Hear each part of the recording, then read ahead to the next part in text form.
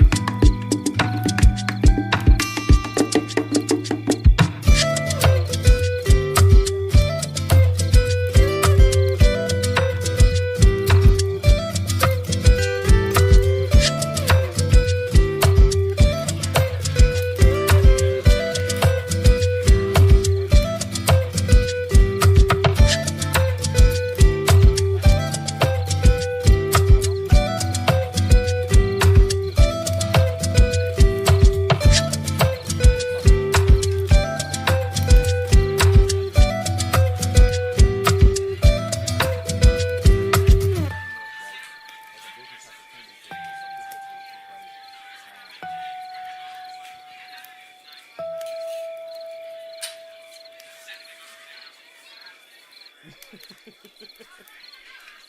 Well. Oh, dog. Well, hand me that guitar. Hand me that guitar, dog. Let's get this show on the road. Here's one you'll know.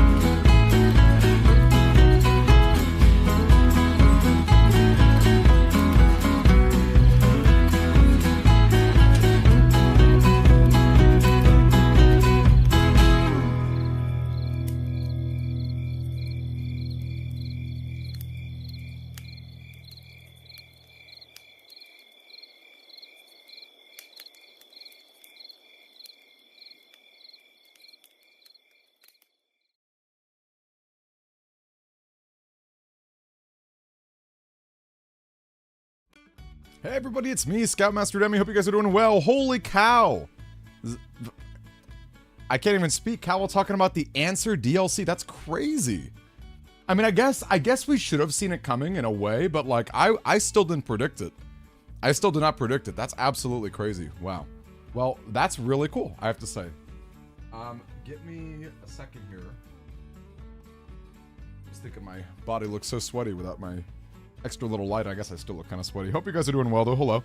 I had a pretty long day. It's been raining like crazy here in Southern California, and the school assignment I had today was very long and very rough, but you know, that's how it is sometimes. That is cool though. Wow, that's really cool. Cabo, it's really nice to see you. Hedgehog, it's nice to see you. Wait, did I spell something wrong? Oh no, you did. Okay, you were sacrificing me? You think you could sacrifice me? That's funny. Is that nice to see you as well? Hello to all of you guys. That is very funny. Wow. One of these days, if someone can remind me, I might make a Woodman emote, honestly. But I'd probably make it like a bit emote, because I wouldn't want everyone to have it. But it would be kind of fun to have, to feed into these cultists. The cult of Woodman. Ugh. Kirito, nice to see you. Kirito, got off early. I love to hear that. Kirito, find a link so we can, I can post about it and have some fun for a movie night Friday. And also, no rush either. If we need more time to get it going, you let me know, because I would also love, we can do a movie night another time too. But yes, I do owe you one, which would be really good. All right, let's go ahead and boot up the game. I don't want to wait too long here, because I'm pretty excited for this chapter. This is like one of my personal favorite chapters in the game. Mostly because of the fan service, right? This is, you know, we get to see young Edgeworth and young, well, I guess I won't say too much more than that, but, you know, we get to see young Edgeworth doing his thing, which I think is really, really fun. The sassy little mannerisms. Kay Faraday, the young lady who calls herself the second Yatagarasu. The piece of cloth that she conjured up has taken me back to many years ago.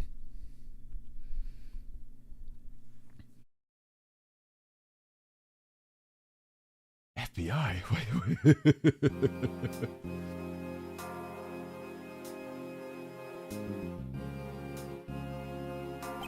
Oh, you know what? This is like a remix of the...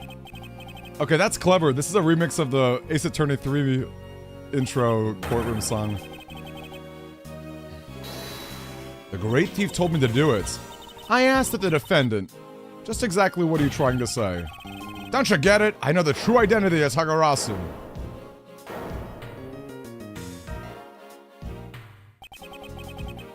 The Tagarasu is the man standing over there at the prosecutor's bench. Are you saying that I'm the Tagarasu? Don't you dare deny it. You told me to kill him when you snuck into the embassy. Are you claiming that Mr. Faraday is the Tagarasu? Mr. Rell, I think we've heard just about enough out of you. Your Honor, please listen to me. I'm telling the truth. You gotta believe me!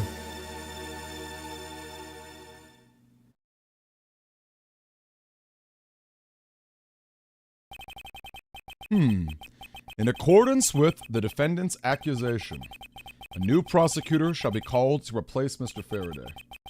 The court will be in recess until the new prosecutor is ready. I love that that little remix of the Ace Attorney 3 song. It's kind of cool. Look at that sassy boy.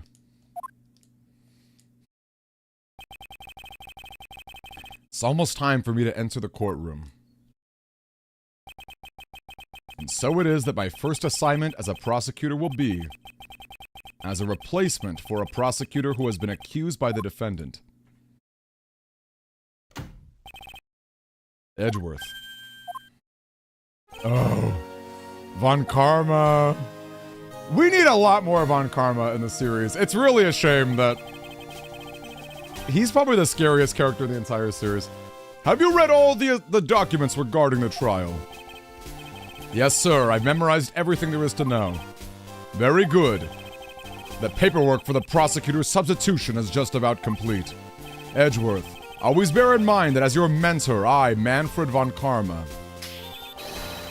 will accept nothing short of perfection. I understand, sir. To have the chance to stand in court at such an early stage in my career, I am honored and proud. As I have watched over your studies, I'm giving you this rare chance. Prove yourself. Crush the defendant's pathetic lies into oblivion. Yes, sir. That such a legendary prosecutor is watching and over and judging my performance. I have to be perfect in every way. Hey there, Retro!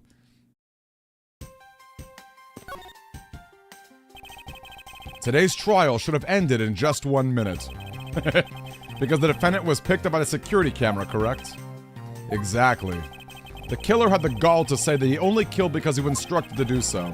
Even more outrageous is his claim that the case prosecutor, Burn Faraday... Burn Faraday. What's the pun there? Faraday burn? Burn Faraday? Gave the order. Ha! Faraday is such a fool. He's been cornered by his own prey. Sir, are you an acquaintance of Mr. Burn Faraday? Huh! He's a pathetic man who speaks nothing but nonsense. Nonsense? He once tried to explain to me a way of punishing those who cannot be brought to court. Those who cannot be brought to court? That is nonsense, for no man is above the law. Well, there are always a few exceptions. However, there was no reason to even deal with such individuals. A prosecutor is a guardian of the court, one with no obligation to outside manners. Thus, there was no reason to deal with such individuals, I see. Edgeworth, disgracing yourself as Faraday has will not be forgiven. Have no fear, I will not let you down, sir. In place of the accused prosecutor Burn Faraday, I'll prove the defendant's guilt. Very good. I've secured an hour of recess for you to prepare just that. Show them all the power of Von Karma. It is thanks to you that I have finally become a prosecutor, sir. It's amusing that you wanted to become a defense attorney, yet became my student. Huh. It is a strange path you have traveled. It is true that I once wished to become a defense attorney, but now I am honored and proud to be a prosecutor. I see. Then as a student of mine, I suggest you remember this well. The prosecutor's badge is not to be flaunted. The dignity of a prosecutor lies in the man himself, not the badge. I understand. I will keep that in mind. Besides, why put holes in your fine garments? It's simply preposterous. We must also take pride in our appearance. I don't actually know myself, Retro. I don't know myself. I think I was talking about the past. Yeah, so Retro, this is from 7 years ago. And you can see that he's wearing an outfit that's very similar to his mentor's. This is like some Ace Attorney 1, like an Ace Attorney 3 type of stuff right here. And Famous, nice to see Famous. Famous, did you do your Tapu Koko raids today? Did you catch anything good? It's more fashionable to keep your prosecutor's badge in your pocket. In other words, always treat a prosecutor's badge with care and honor. So have you achieved a firm understanding of the case? Yes, sir. I've memorized everything that is written down in the case files. Well, then explain the case to me. I want to see if you really know what you are talking about. Understood. A murder was committed in September 8th in front of the Kodopian embassy. The victim, Mr. Is that Dade Man? A dead man? Deed Man? Was a staff member at the embassy. The defendant in this case, Mr. Macrell, was held for questioning the night of the incident as he was deemed suspicious. He was quickly placed under arrest. Uh-oh, there's a typo. He was quickly placed under arrested for possession of the murder weapon, a gun. Furthermore, at the time of the murder, the great thief Yatagarasu had successfully infiltrated the Kodopian embassy as well. Ooh, I'd love to hear that, Famous. That's awesome. Yeah, Primal Kyogre. That's this weekend, right? At first, Rel claimed he himself was the Yatagarasu, but that he did not kill Deed Man. I wonder what he expected to gain from such a desperate lie. It's possible that he wants to go down well in the spotlight if he is found guilty. There is truly no limit to people's insanity. But I digress. Continue, Edgeworth. Yes, sir. During the trial, the prosecution presented the security footage that captured the murder.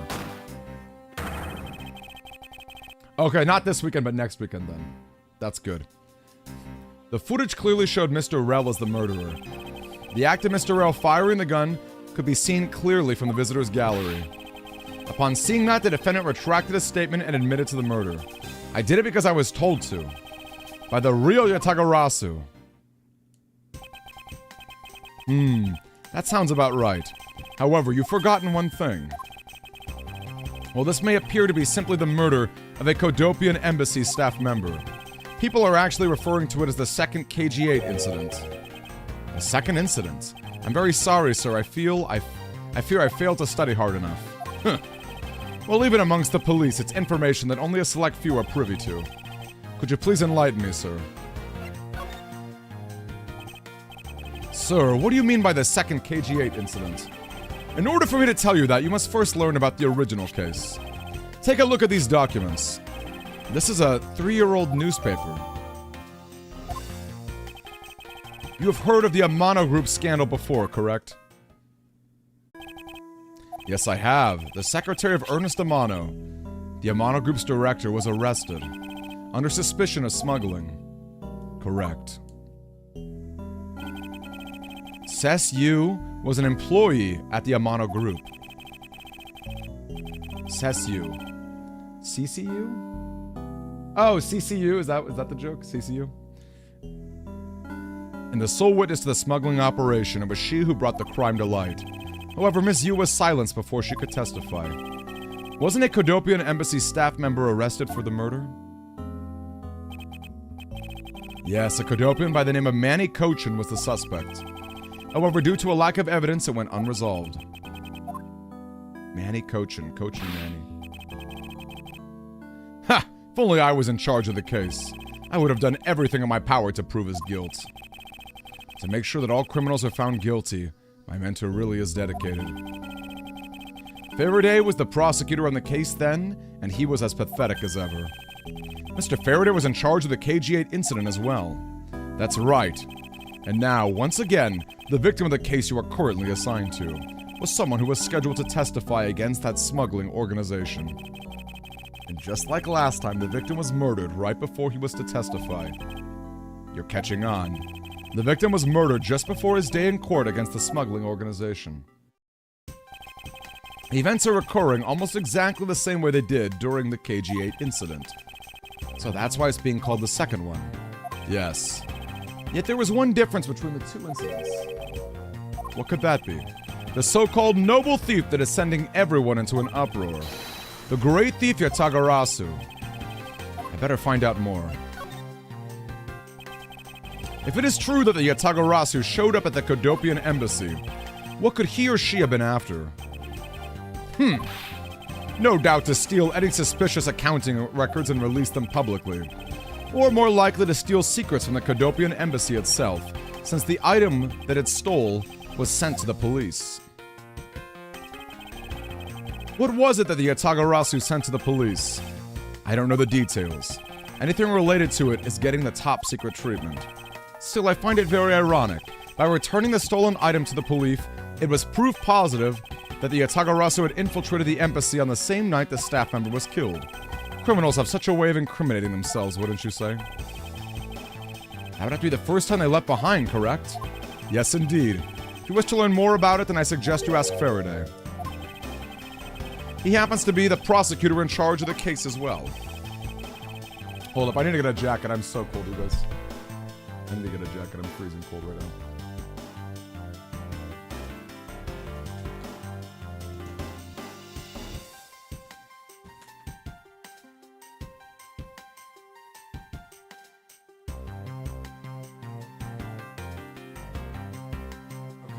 That's better. Oh my gosh, gang. I hope it's warm where you guys are at. It is so cold for me. And again, I'm being a baby.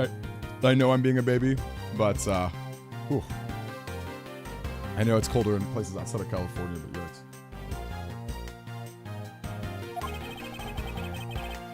Faraday really has a lot on his plate. Oh, there she is! What is it, little girl? You're scary, mister. Did you need something? I want to trade these coins with you. A fistful of dimes, quarters, and pennies, but it looks like you've exactly $1. Is this what you want? Look at this little girl. Thanks, that's exactly what I needed. Shorts weather for 47 degrees. Yikes. I am not a shorts guy myself. Could that child be here to watch the trial? How disrespectful for a child like that to be running around the courthouse. Does no one have respect for this country's judicial system?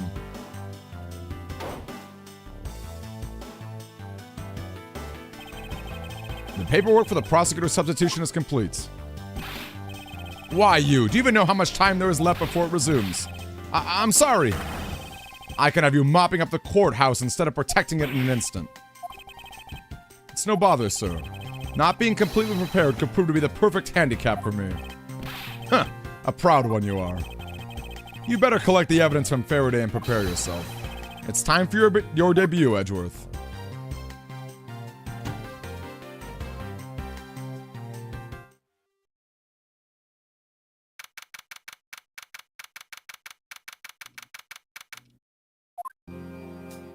I actually love the idea of Manfred being Edgeworth's companion.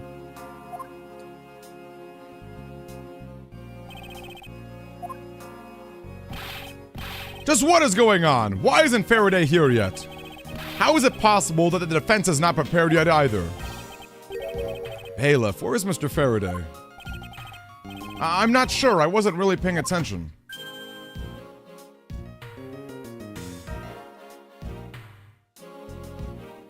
Interesting that they're not on the right side of the court. Ah, you must be the one Mr. Von Karma recommended.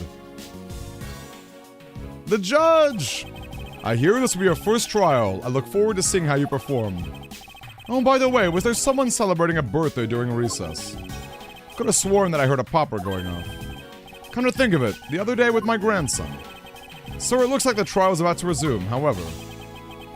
Yes, it will be all but impossible to prove the witness a liar without the evidence from Faraday. Where is that blasted buffoon up to? It's an emergency, sirs! Silence! There shall be no yelling in the sacred hall of law. Bailiff, remove that man from the courtroom at once. But please, wait! You gotta listen to me. There's an emergency. Defendant lobby number 2, Mr. Faraday and the defendant. The two of them, they're both dead, Your Honor. What? What? What?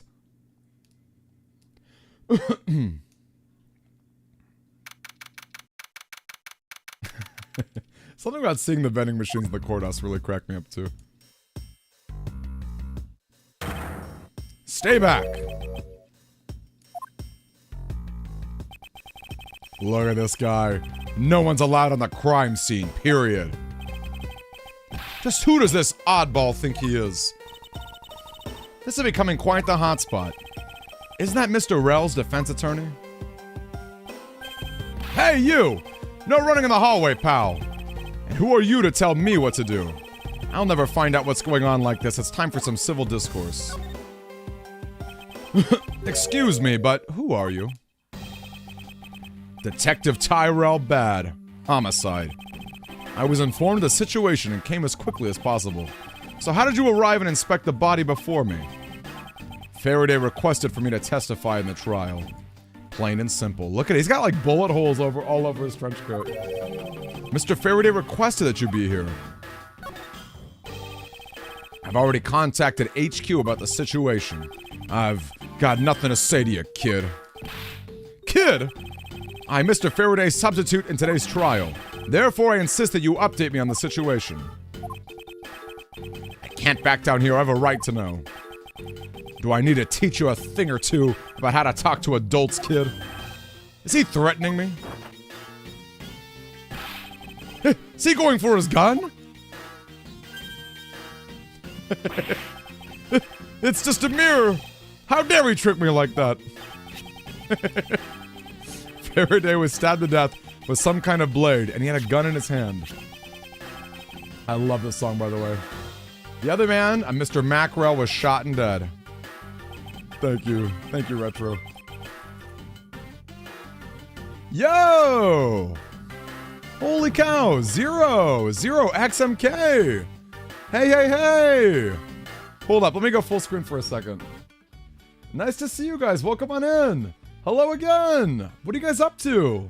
Thank you very much for the raid, you guys. It's me, Scoutmaster Demi. We are playing Ace Attorney Investigations on the Nintendo DS. We're trying to play every single DS game that came out in North America. We've played 5 out of 1,735, so we're not even 1% there. It's pretty great. Having a lot of fun. Playing Animal Crossing New Leaf and Tomodachi Life. Nice. Oh, wow. So you're playing the 3DS, Zero. Right? I think those are both 3DS games. How exciting. How very exciting, Zero. Oh, man, I love that. Okay, I know that someone said that they're craving white bread, but it looked to me like they're craving white beard. That was my, that's what I interpreted the raid message to be. Marathoning the old 3DS games before the server shut down. Wow. Okay, well, you and I have a very similar goal then. I love that. I'm playing the DS games. You're playing the 3DS games. And based on your name, I can tell that you are very much a Mega Man fan, right? Zero X. I don't know what MK is. MK Mortal Kombat or something else. I'm not too sure, but great. Regardless, nice to have you guys up in here. I don't know if you guys know about me. I love Battle Network. As you can see behind me, I've got a fun amount of merch. Love Mega Man too much. Yeah, for sure. Absolutely. Yeah. Well, I particularly love Battle Network and Star Force. We've been playing Star Force Deluxe on Mondays, which has been really fun.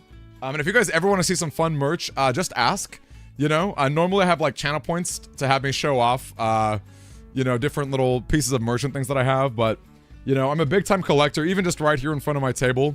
I've got PETs, you know, of all sorts, including like the plug-in and things like that. I'm really big fan of Mega Man. So you guys are super welcome here. Love the DS and 3DS. Great to have you guys in here. Really appreciate that, my friend. Thank you so much. Zero, I think you popped in here before, but it looks like I didn't give you a follow last time. I'm super sorry. I just gave you a follow right now, my friend. But yeah, feel free to hop on in. I don't know how many people have played the Ace Attorney games, but we basically just started this case. And the scenario at the moment is pretty simple. There is like, I'm a prosecutor from back in the day. I was about to go fill in for a case, but the prosecutor on the old case and the witness were both shot dead, and that's basically where we just came in here, which is really good stuff. Yeah, it happened, Zero. Yeah, absolutely. And Base God, welcome. Base God, you remind me of Lil B. I don't know if that's if your name's a Lil B reference or not, but that's great. Absolutely love that. But yeah, having a lot of fun with Ace Attorney, which is good. And yeah, if you guys have questions, do feel free to ask, especially Mega Man Battle Network stuff. I'm a huge fan of that, so good stuff. and was found holding a bloody knife in his hand. Was there anyone else who went in the defendant lobby? Yeah, that big lug over there. His name's Gumshoe. Young Gumshoe looks really similar to older Gumshoe. He was in charge of guarding the place. He's claiming that no one else entered the room. If that's the case, then they must have killed each other, correct? Maybe.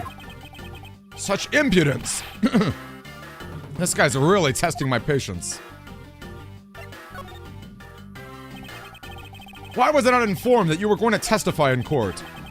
Homicides aren't my only gig. The Yatagarasu case is also one of my assignments. So you were called upon to comment on the Yatagarasu's characteristics, in order to assess if Mr. Faraday was really the Yatagarasu or not. Well, looks like you may have a brain after all in that head of yours, son. Son, I'm not your son, Pops.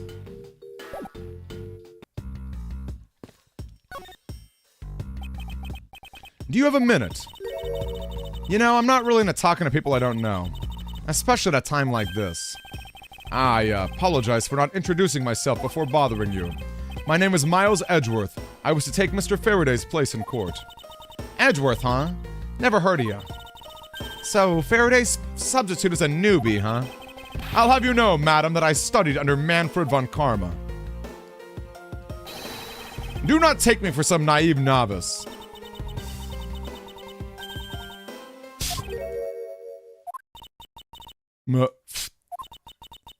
Do not take me for some naive novice.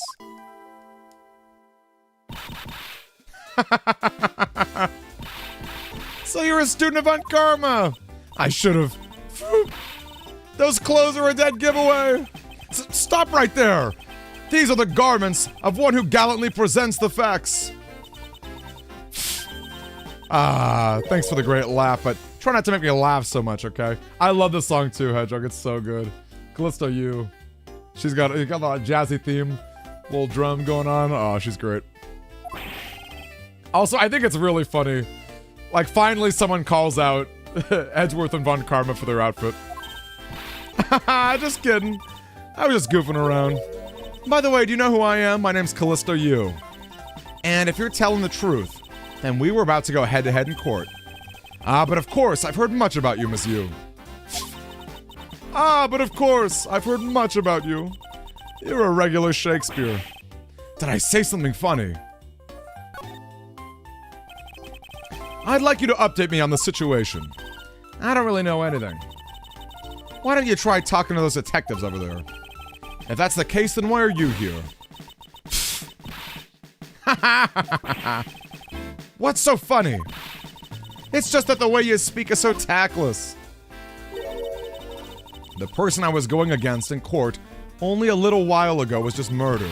It's not like I could go back to the courtroom pretending as though nothing happened. That's a good point. I apologize for asking such an insensitive question. It's fine, don't worry about it.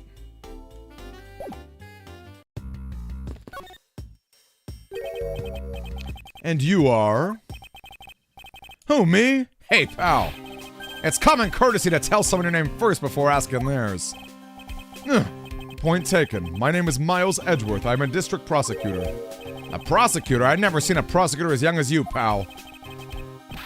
I've told you my name. Now would you mind telling me yours? Detective Dick Gumshoe, and just recently, I achieved my dream of becoming a detective. More than a dream. It's what I was born to do. Wait. Maybe I should check and make sure I'm not really in some crazy dream first. This detective is entirely too excited to be at a murder scene. I know, I'm with you, the tan coat is just not as good. It's funny he's still got a band-aid on his cheek, too. He honestly looks exactly the same. I don't think 7 years he's changed at all. So, Detective Gumshoe, would you mind telling me what you know about the incident? Born to get his salary cut. His poor ramen noodles. It would behoove you to fill me in on what you know. Wow, you're a proud one for such a youngster, aren't you? Well, anyway, Detective Bat is the one in charge. So you're just gonna have to ask him for all the details, alright? As for me, I was guarding the door to defendant lobby number 2. So you were the guard detail. Did you notice anything strange while you were on duty? Well, I freaked out when I heard a gunshot and then I kind of froze. You're a detective and a measly gunshot scared you that much. Then again, I can hardly claim to not know what it's like to hear one at such a close range. Then Detective Bad came running to the scene. We went to lobby number 2 together and both men were lying there dead. Is that everything? Yeah, that's it. I was in the hallway the whole time, but I didn't hear a single peep of the struggle. Interesting. Other than the gunshot, he didn't hear a single sound of commotion.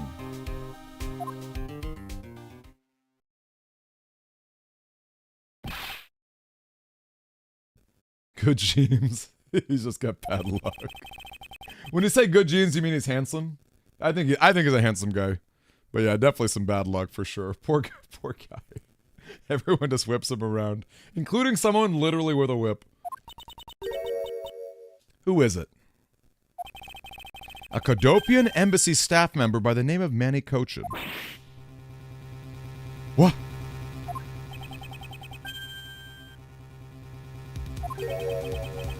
What's going on here?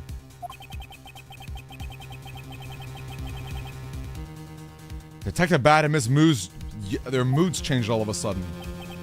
Oh, Larry or Gumshoe? How about Larry Gumshoe or Maggie Bird? All of them together are pretty, they've got pretty awful luck, don't you think? Was it Manny Kochin? I'll be right there.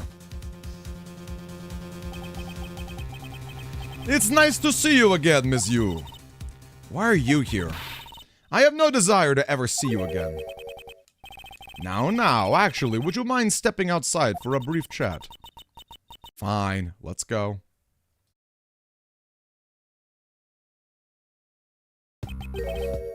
Bad.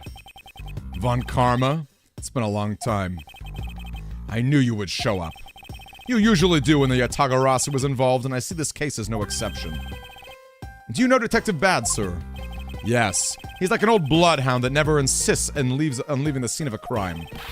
If only he'd get a promotion and move on. It's the crime scene where a detective is most useful and effective. It's not like I don't know that. Moving on, though, Bad.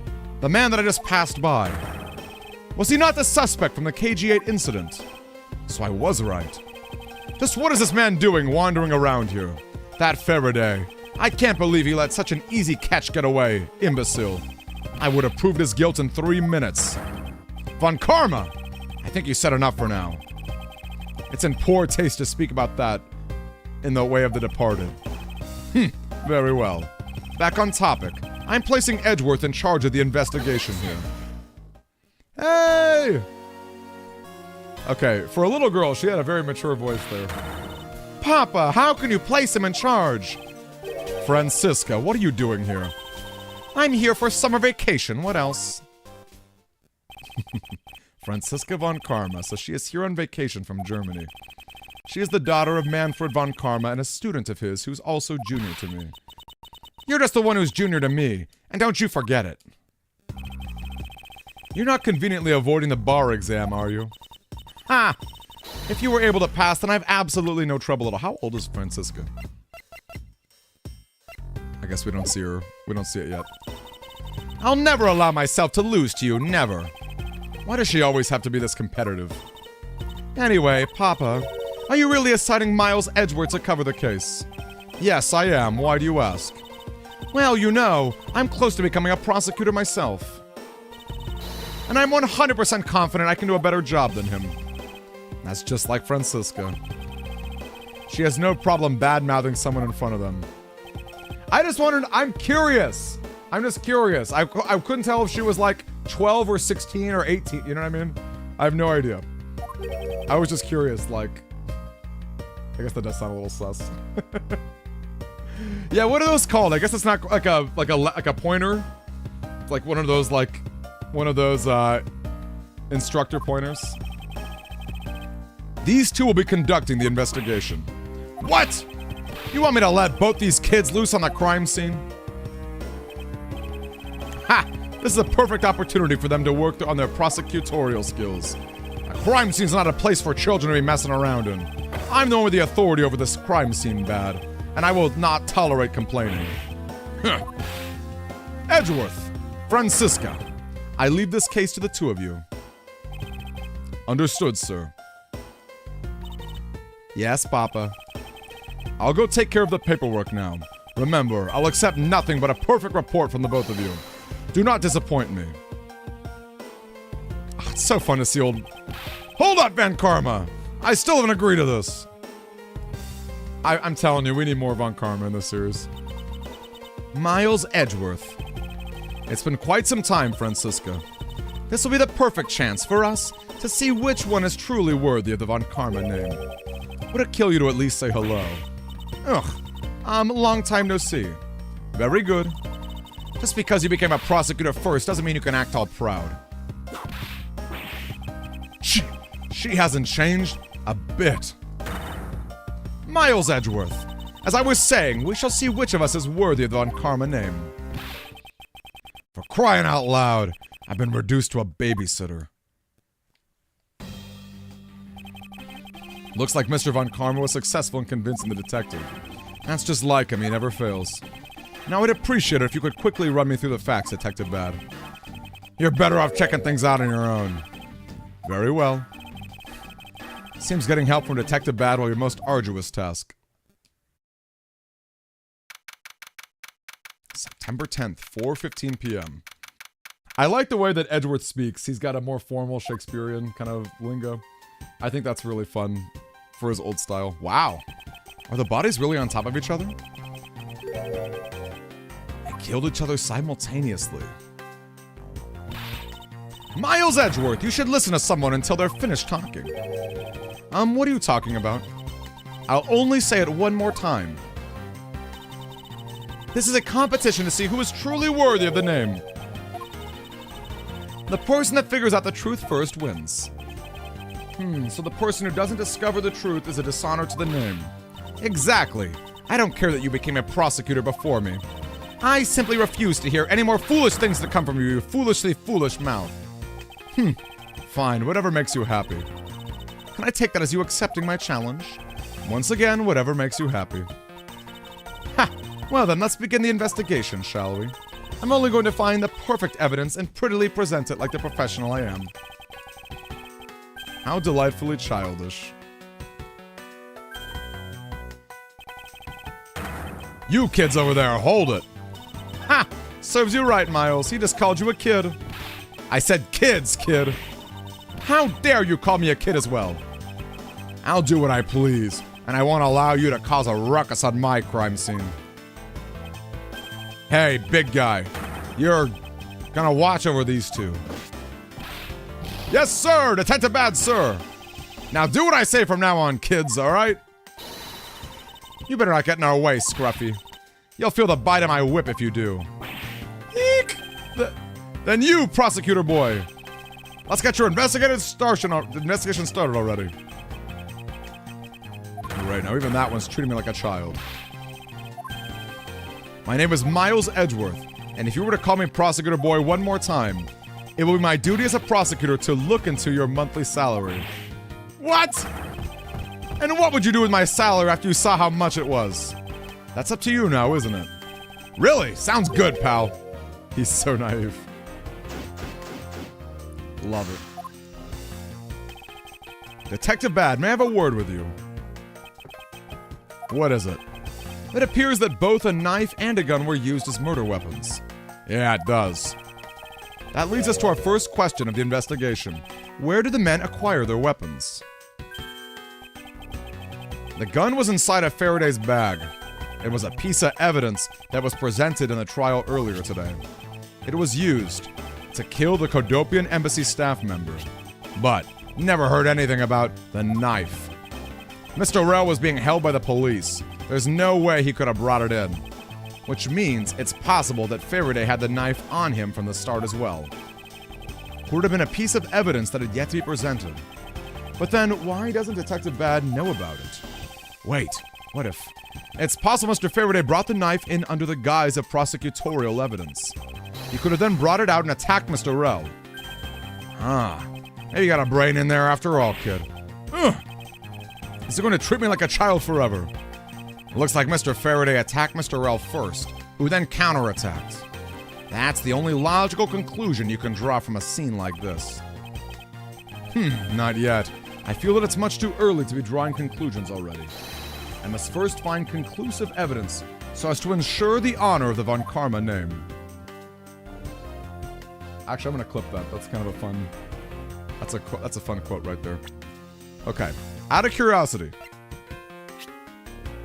13! This girl thinks she can become a prosecutor at the age of 13. I shouldn't be surprised.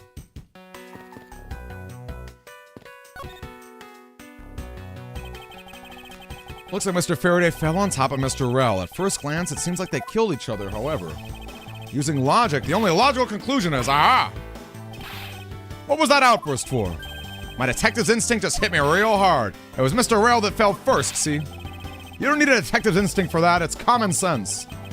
But I suppose we won't know much more until I examine the bodies.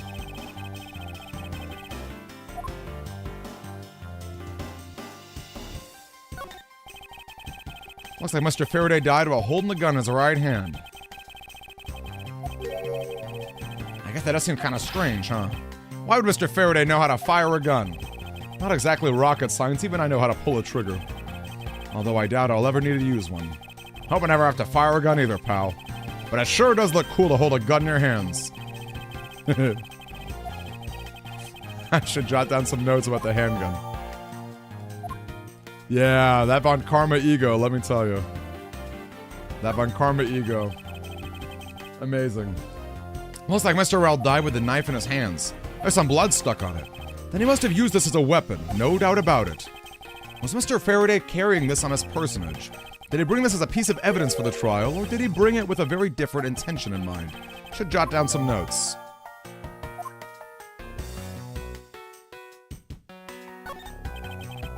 First he killed a Kodopian embassy staff member, then he murdered himself. This guy wasn't exactly an angel, you know. What makes you say that? Oh, he's been hauled in the precinct several times for theft and assault, pal. So yeah, he's definitely the type to have committed a murder or two. Well, he did admit to killing Mr. Deedman. Or Dademan, I think it's Dademan. Detective's intuition. Yep, you know about it? It's a special feeling. All detectives, we don't have time for this conversation right now. Let's return to the investigation.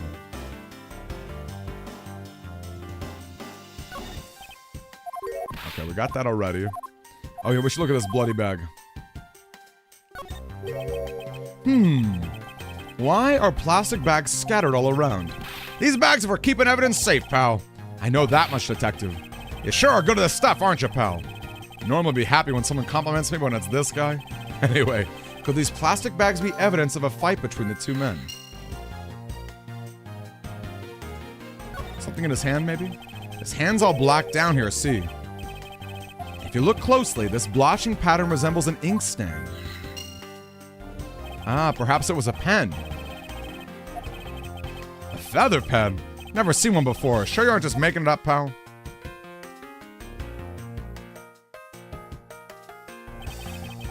Mr. Rel's cause of death was from being shot, correct? That's what we think, but it's hard to tell with them lying face down. Death is bad enough, but it's truly lamentable that someone would try to hide the truth. You sure they were trying to hide something?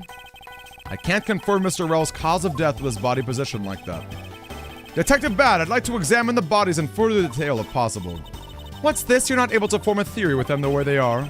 I believe an examination of the bodies is vital to finding the perfect evidence, don't you? I suppose you do have a point. Well, hurry up and get on with it. Labby. We've taken up photos of the scene, sir. There you have it. Do you not approve? Of course not. Investigation of a crime scene is the work of a detective, so don't touch a thing. Hey, big fella, turn over the body for me, will ya? Okay. Please forgive me, Mr. Faraday, sir.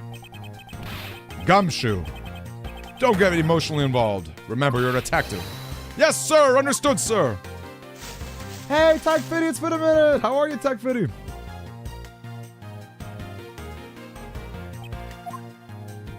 It's definitely been a minute, man. How are you? What have you been up to? What have you been playing? Is that a bullet hole? There's a knife wound in his chest here, see? I wonder if that wound matches the knife Mr. Rel is holding. From the look of things, one could deduce that the knife Mr. Rell is holding is what killed Mr. Faraday.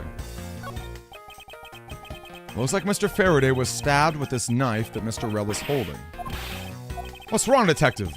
My stomach started hurt thinking about being stabbed. There's something in his breast pocket. It's a fountain pen. Hey, you know, I always keep a pencil behind my ear. It's because Detective Bad is always telling me you should always write your name on everything you own. Yeah, somehow you do strike me as quite a forgetful individual. Yeah, what's on your backlog? What's on your backlog, Tug? Shot in the chest. Takes some guts to fire a gun in a courthouse. I mean, I've been a detective for a whole week and I still haven't fired a single round yet. There aren't any burn marks on his clothes. That must mean a round grows very hot as it is discharged. Therefore, burn marks are usually left when a shot is fired from point-blank range.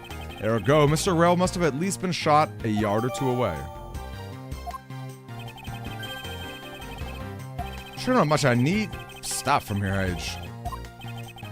Let us now try to understand how the two men died. First, Mr. Faraday took the gun and the knife out of today's trial evidence, and he aimed the gun at Mr. Rell and fired. However, Mr. Rell managed to grab the knife and counter Mr. Faraday while being shot. Then the two men fell together where they stood. That is my theory in any case. What a crazy way to go. Still, something about that explanation just doesn't seem right. Octopath 2. I never even played Octopath 1. How was Octopath 2 treating you? And actually, and how was Octopath 1? I guess you must have liked it if you're playing the sequel. Also, I'm gonna take a quick peek again at the evidence. Gumshoe's age 26. Oh, he's actually a lot older.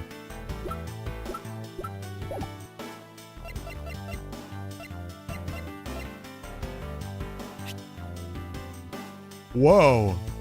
Okay, Callisto Yu is really young. 22, wow.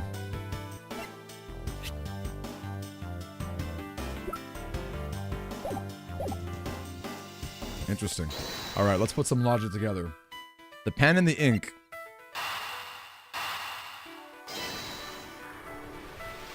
One of the endings. Oh, I bet. Are there 8 different endings? There's probably a lot more than that. Or maybe a lot less. I don't know. I was thinking maybe 8, though. It's funny. That splotch on Mr. Faraday's hand. I wonder if it might be the ink from his fountain pen. Oh, let's ask the lab guy. I confirm that the substance in his hand is the ink from the fountain pen. I see. Good work. Ah, you know, I've always wanted to say that, even if it was just the one time in my life. Mr. Faraday wrote with this fountain pen in his left hand. I think it's fair to assume that he was left-handed. It appears that Mr. Faraday's pen is very important to us.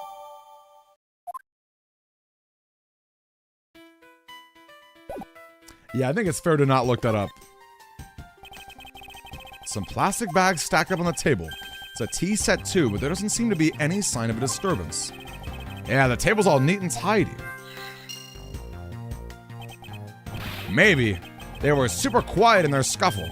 After all, I didn't hear anything from out in the hallway, you know. Maybe the plastic bags are scattered on the floor and they're throwing us off. Let's see if this will work. Yeah, that's fair. You don't want to get spoiled, right? Neat and tidy table, but plastic bags are all over the place. Yeah, that is a lot of replay value. What game do you think has the most replay value in terms of endings? Like, it's probably Shadow the Hedgehog, technically. Although, if you really think about it, I think Shadow really only has, like, 10 endings. But, like, if you were to count the entire path of the game, there's, like, a ridiculous number of endings. It's absolutely insane how many endings there are. Beat the Legacy Collection, yo! When you say that, Tech Fitty, does that mean you beat every single game? Or does that mean that you went crazy and got all the icons or did all the post-game? A tidy bag of a pile of bags, and he had a portion of them scattered on the floor. It's not likely the ones on the floors were knocked over during a struggle. In which case, might there be another explanation as to how they got there? Another reason. I believe it's possible the blood on the outside of this bag is related somehow. Please get that bloody bat away from me. Detective Gumshoe, whose blood is on this bag? Hold on, let me ask the lab guy. Yeah, I'm with Retro. I'm super curious how deep you went, Tag. Wait till you get a load of this, pal. It's Mr. Faraday's. Oh, and the technician said they didn't find anything else on or in the bag either. It would appear that this bag is a very important piece of evidence. Oh, if you say so. I leave it in your hands, pal.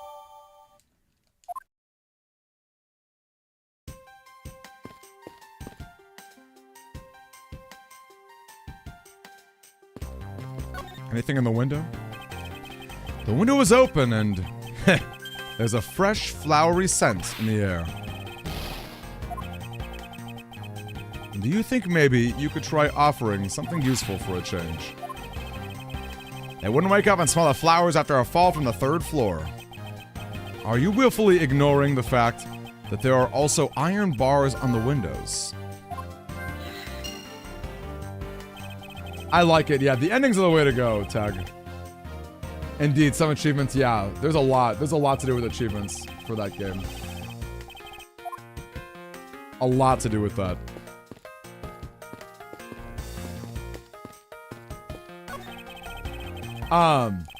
Also, Tag, if you had to choose between games to do the extra content, I would really recommend 3 the most. BN3, I think, has the most content. It's also kind of the most hassle, but I think 3 is the most worth it. 2 is really good too. I think, and 6, of course, because people just like 6 a lot. But those, I think those 3 are probably the most important ones. If I had to pick. Okay, we already checked this out.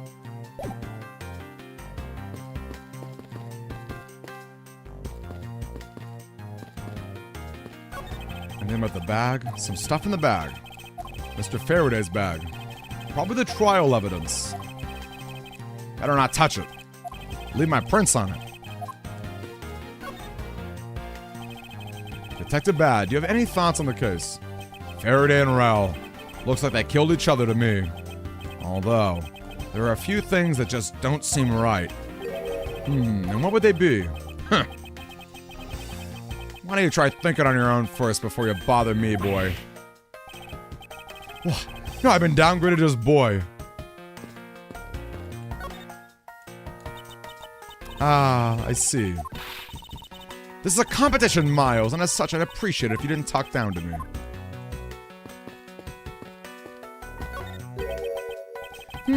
Why are there plastic bags scattered all around? Those bags are for keeping evidence safe, pal.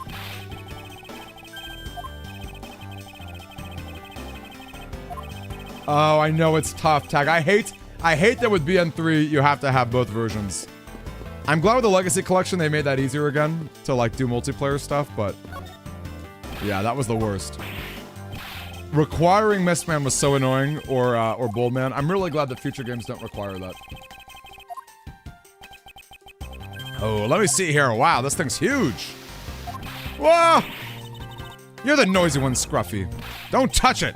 Look at your fingerprints all over it. But I didn't touch it. Preservation of the crime scene is the foundation of a detective's work. I guess there's not much left to investigate, huh? They really did kill each other. No, we can't conclude that quite yet.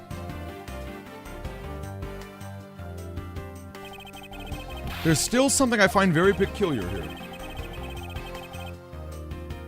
Yeah, super low spawn rates, so true. And very few ways to influence it, right, Retro?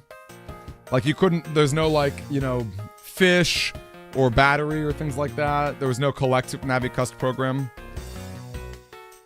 Although 3 is kind of annoying too because if you're only playing by yourself, you need both team style and custom style to get like V4 chips and special chips. So 3 is also pretty rough. They're both bad. Actually, a contradiction that shows there's another possibility. I suppose I will just have to show you the conflict in the crime scene.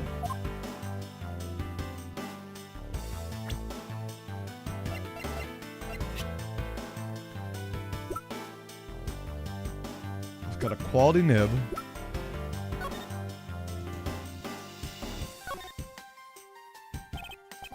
Seems Mr. Faraday was in the habit of using very nice fountain pens. Oh, that's nice, Tag. Yeah. They give you the PvP chips, right? On the Wii U version? I think they give you the PvP chips.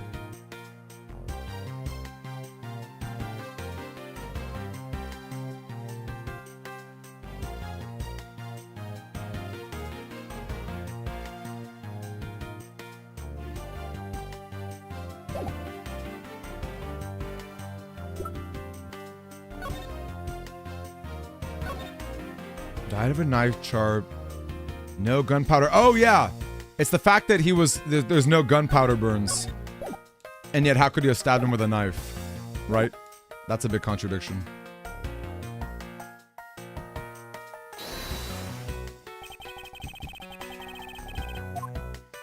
Alright, the real question is, how do I prove this? Do I show the knife? Okay, I guess not. Really, pal? I don't see anything wrong here. I was merely testing you.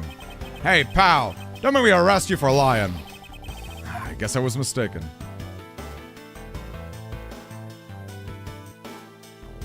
I mean, it's gotta be the hole. There's no gunpowders.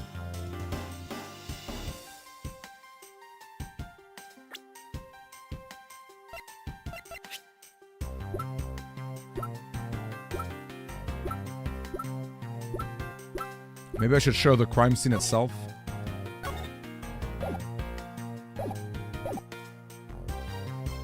Let's try that out. Let's do the crime scene evidence on it.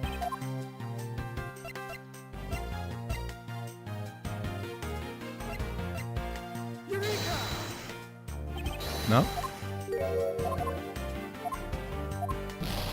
Should I show the knife? This is so annoying. This is so annoying. Yeah, that's really great that they do it like that.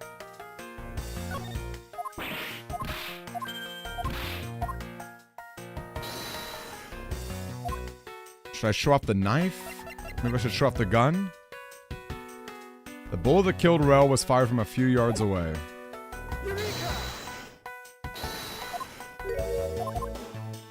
Okay, what's the best way to prove this? What's the best way to prove this? Because I understand it. There should be... Like, how can you stab somebody with a gun?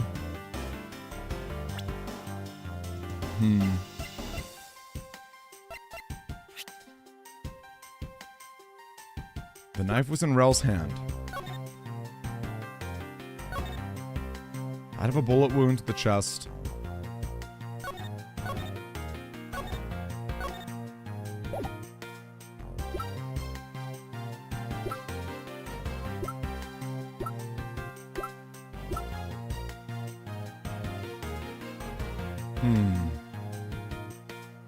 I'm having a hard time here.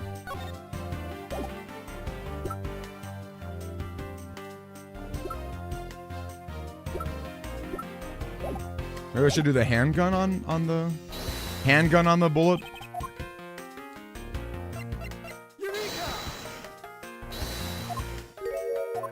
This is gonna kill me, isn't it?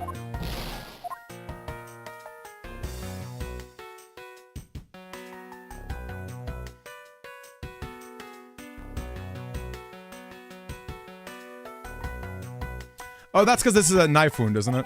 Oh, that's a knife wound. Okay, hold up. I now understand the issue. The bullet hole is on Mackerel.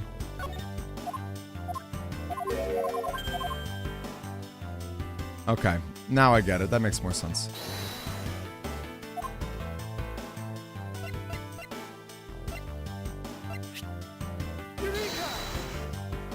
No?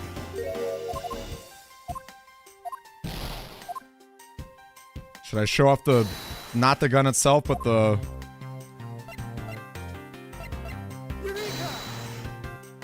Oh, come on.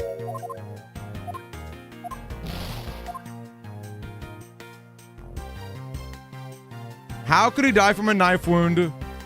Or if there's no bullet, if there's... I understand what I'm supposed to...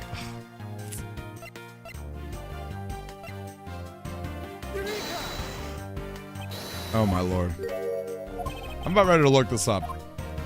I'm not being on one life for the rest of this game. There's a lot of evidence that is basically the exact same thing.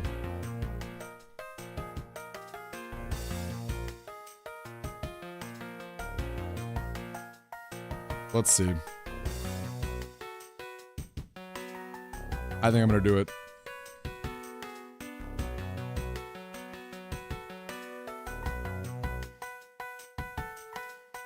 Can anyone think of any other reason it could be?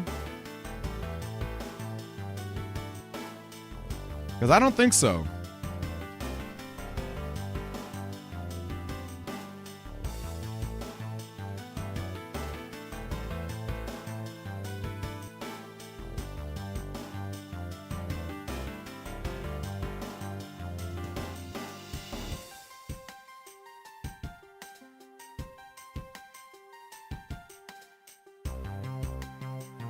Okay, wow. Faraday's right hand in a fountain pen? That he was left-handed or something? Is that what it's supposed to be? Faraday's holding a gun in his right hand. Oh, but it should be left-handed?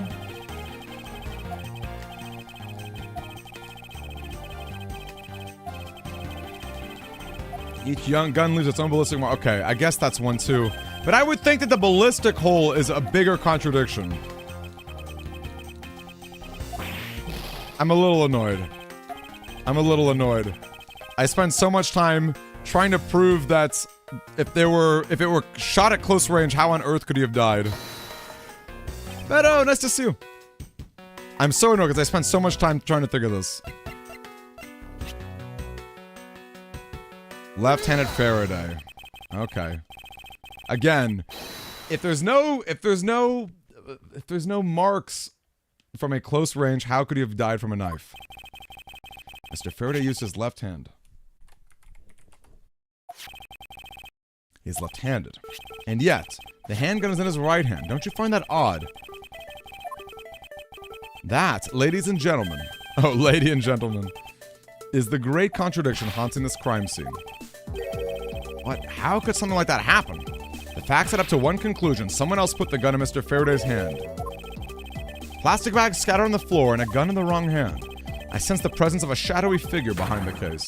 A person of vile intent who is serious about keeping the truth from us. Well, good thing we healed.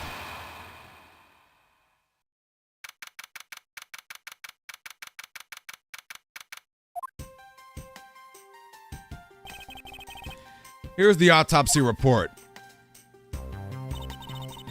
It's probable Mr. Rell survived for a short time. However, Mr. Faraday died instantaneously. Interesting. Okay, so maybe they still have an explanation for all this. Looks like we now know everything we need to know about this case. Are you sure we know everything? Of course, the incident began with Mr. Faraday attempting to get his revenge. The prosecutor went from a rage after being accused and tried to kill the defendant. But the defendant fought back and they killed each other. It's all very clear and simple. Absolutely no margin for doubt. Do you really believe that to be the truth? Ha! Are you saying that just because I figured out the truth before you, that you don't believe it to be true? Ugh. It's alright. If you disagree with my argument, then prove me wrong. Don't worry, I will.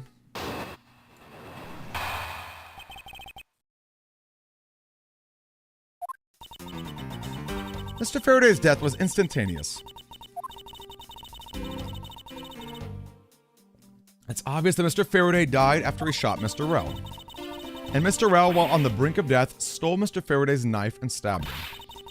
Those are the facts of this case. Mr. Faraday's death was instantaneous, therefore he must have attacked first. Proving that logic to be false is the fastest way to prove that she's wrong.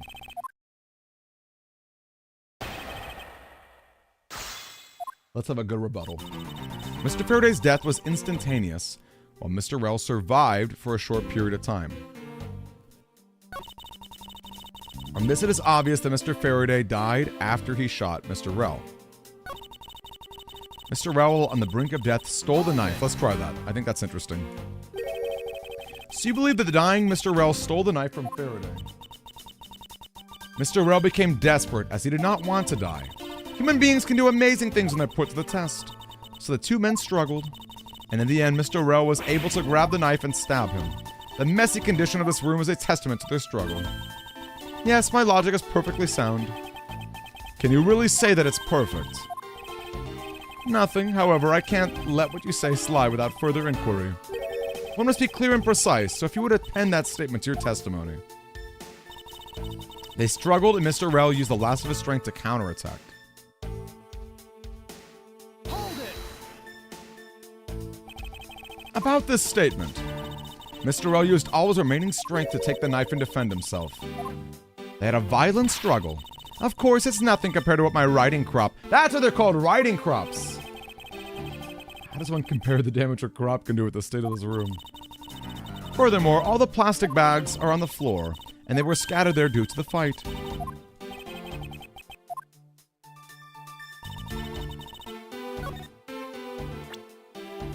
The last of his strength to counterattack Mr. Faraday.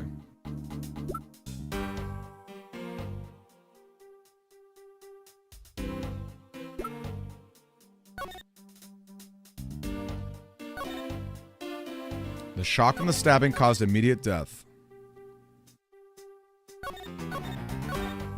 Possible he was alive for a little after being shot.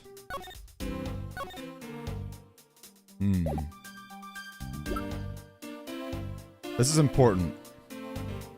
Mr. Rel used the last of his strength to attack Mr. Faraday.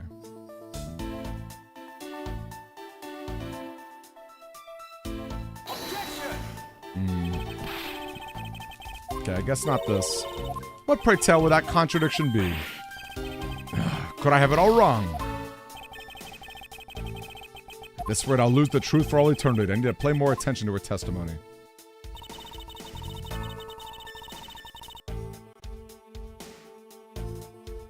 Mr. Rel used the last of his strength to attack Mr. Faraday.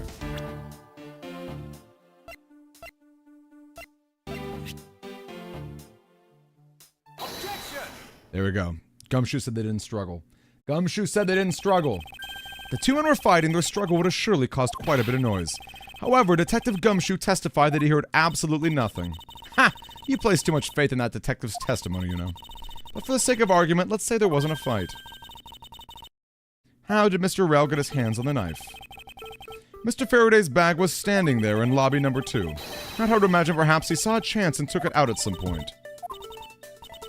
So, what you're saying is this. Mr. Rel took a chance when he saw the opportunity and took the knife from the bag. And then Mr. Faraday shot Mr. Rel. Isn't there something strange in Francisca's statement just now?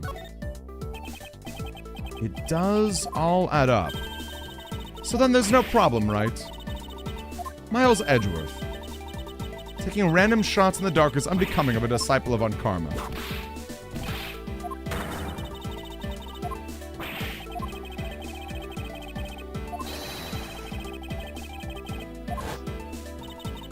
Mr. Rel took a chance when he saw the opportunity. Mr. Faraday shot Mr. Rel. As I suspected. If you have nothing to say, then I suppose I win. Wait. As I suspected, something doesn't add up. Oh. It's simply not possible for Mr. Faraday to have shot him after being stabbed. Right, there was no bullet holes. What? There's gonna be another issue with this here.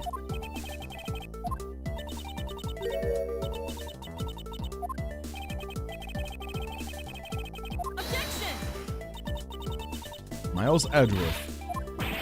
You should know by now that you can't fool me.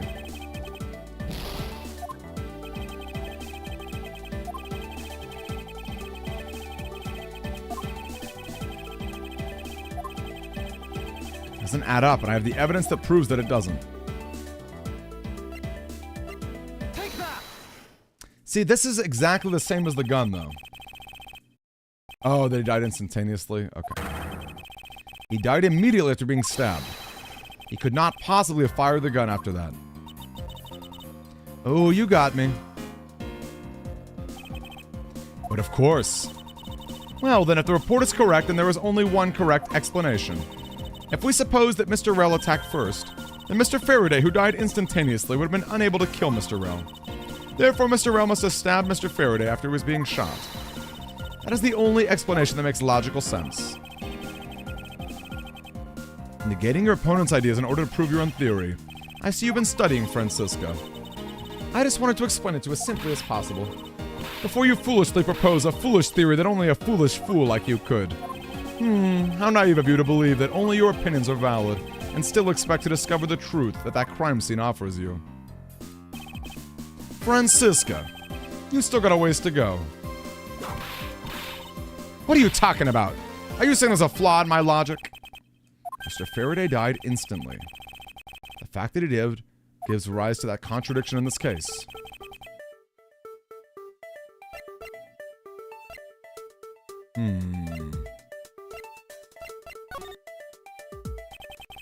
Let me get this straight. What you are arguing is this. Mr. Faraday took the gun from his evidence bag and shot Mr. Rell. Then, the wounded Mr. Rell found an opportunity to take the knife and strike back. Upon being stabbed, Mr. Faraday died on the spot, and Mr. Rell died thereafter. Take a good look at the order in which their bodies are piled. Mr. Faraday's body is lying on top of Mr. Rell's. Mr. Rell must have died before Mr. Faraday. Impossible! I agree that it seems strange no matter what angle you approach it from, which means that the real mystery behind this crime scene that we must solve is... No, not so fast, Miles Edgeworth. I simply think that you ought to think a bit more outside the box. It's even clearer to me now that the incident started with Mr. Faraday's murderous intent. Is it because of his knife?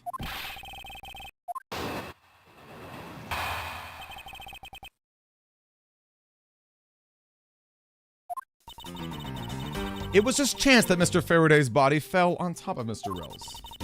The two bodies fell in a pile, which indicates that they attacked each other at the same time. It really doesn't matter in the slightest that they fell in the opposite order. It's a fair point. I just know that Francisca's explanation isn't absolutely correct. All I have to do is find a hole in her logic. Once I do, I can then present her with the evidence that proves the contradiction.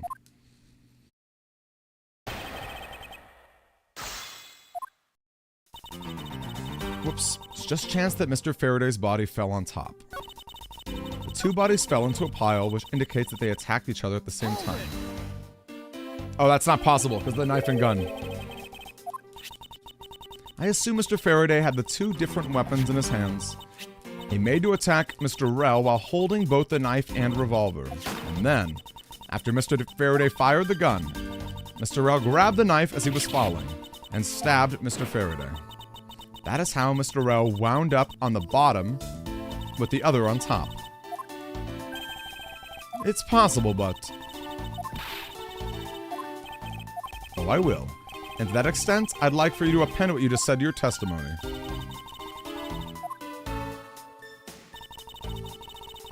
They attacked each other at the same time from close range. See ya.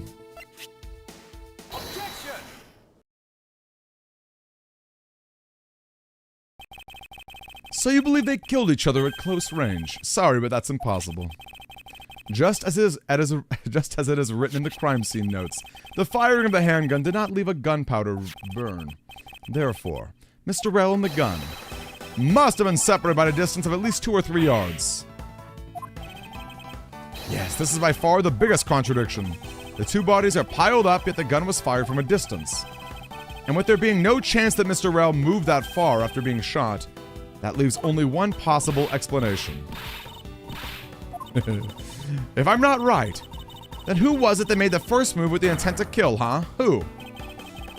The person that attacked first with murderous intent. Here in this room, contradictions appear no matter which man we claim attacked first. Thus, there can only be one explanation. There was a third person here. It was that third person who killed both Mr. Faraday and Mr. Rell, and set their bodies up to make it look like a double murder. That third person is the real culprit. Miles Edgeworth. There's just one thing you're missing. Evidence, correct? Exactly. Everything you've said up until now is nothing but a story played out in your head. Mr. Fobb, nice to see you. However, this is where the real test begins. Can you prove that there was a third person involved in the crime? How has your week been going, Mr. Fobb? Of course. If the third person was truly here, that fact would resolve this glaring contradiction. Probably the pen.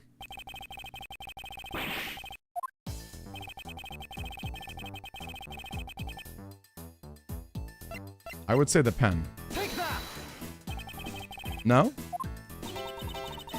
But what about he wouldn't have known, right? We don't think the pen is related? Because they just talked about it. Well, I got no idea how it's related, so could you please explain it to me? Yes, well,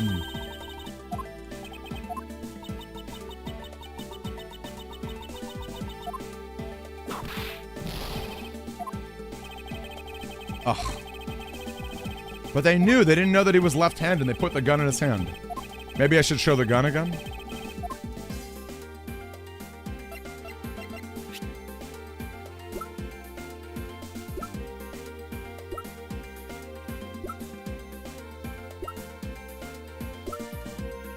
Maybe the one shot from a few yards away. The gun in his hand and the plastic bag. These two items point to the presence of a third person. Recall Detective Gumshoe's testimony. I was in the hallway the whole time and I didn't hear a single peep of a struggle. If there wasn't a struggle in this room, then there shouldn't be any plastic bags on the ground, meaning that someone else deliberately scattered them around. Do you not see the possibility in this? Disregarding the gun for a moment, there's a high probability of blood splatter when a knife is used on a person. If the culprit held the knife with a plastic bag around it, they could use the bag to catch any blood splatter when they withdraw the knife. By spreading a few more plastic bags around, mixing the bloody one in with them, and arranging the room to make it look like there was a struggle, they were able to conceal their presence. That is clever, actually. That's very clever.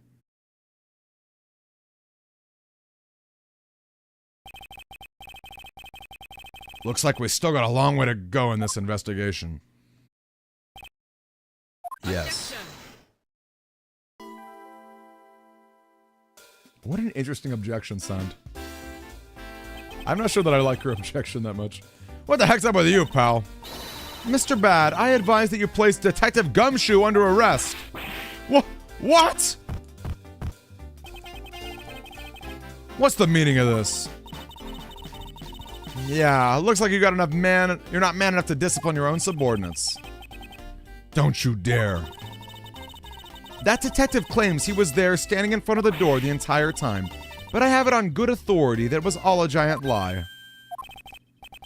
Miss Yu, I ask that you please explain that last statement. I'll let His Honor explain it himself. I saw it with my own eyes, I tell you. During the recess, there was a period of time when there was no one in this hallway. See, Mr. Bad? I ask you, why would a detective who was supposedly doing his job the whole time want to fabricate such a lie? Gumshoe, did you kill Faraday? No! Of course not, sir. It would appear that the one who set this whole crime scene up is that detective, which basically renders his testimony a complete lie and wholly invalid. Looks like your perfect logic has just come tumbling down as well, Miles. I was in the hallway the whole time, but I didn't hear a single peep of a struggle.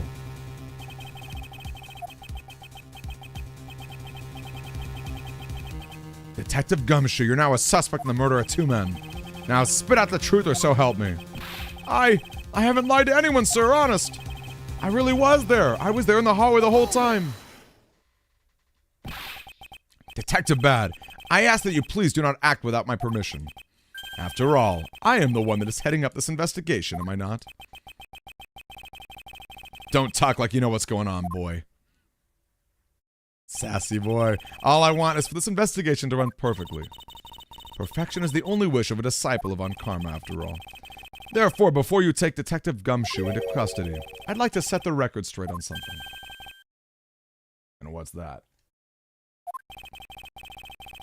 What should I ask Detective Gumshoe about? Detective Gumshoe, I take it that no one else was in the hallway at that time, correct? Huh? Of course not, pal. You're being awfully defensive. Might you be hiding something from me? Watch your mouth, pal. You can't go around saying stuff like that about me without any evidence. Suppose you're right. I have no evidence at this point. How can you be losing a battle of wits with this detective? You're a disgrace. Ugh. Maybe I should ask about something else.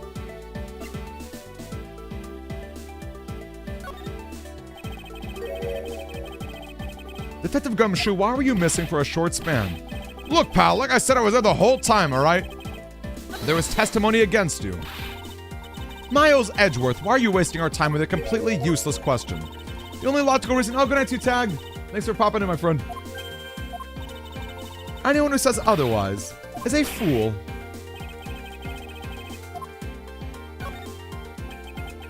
I suppose the one thing I'd like clarified is Detective Gumshoe's murder, his motive for committing the crime. Motive, huh? Gumshoe, you got a grudge against Faraday or anything? No, sir!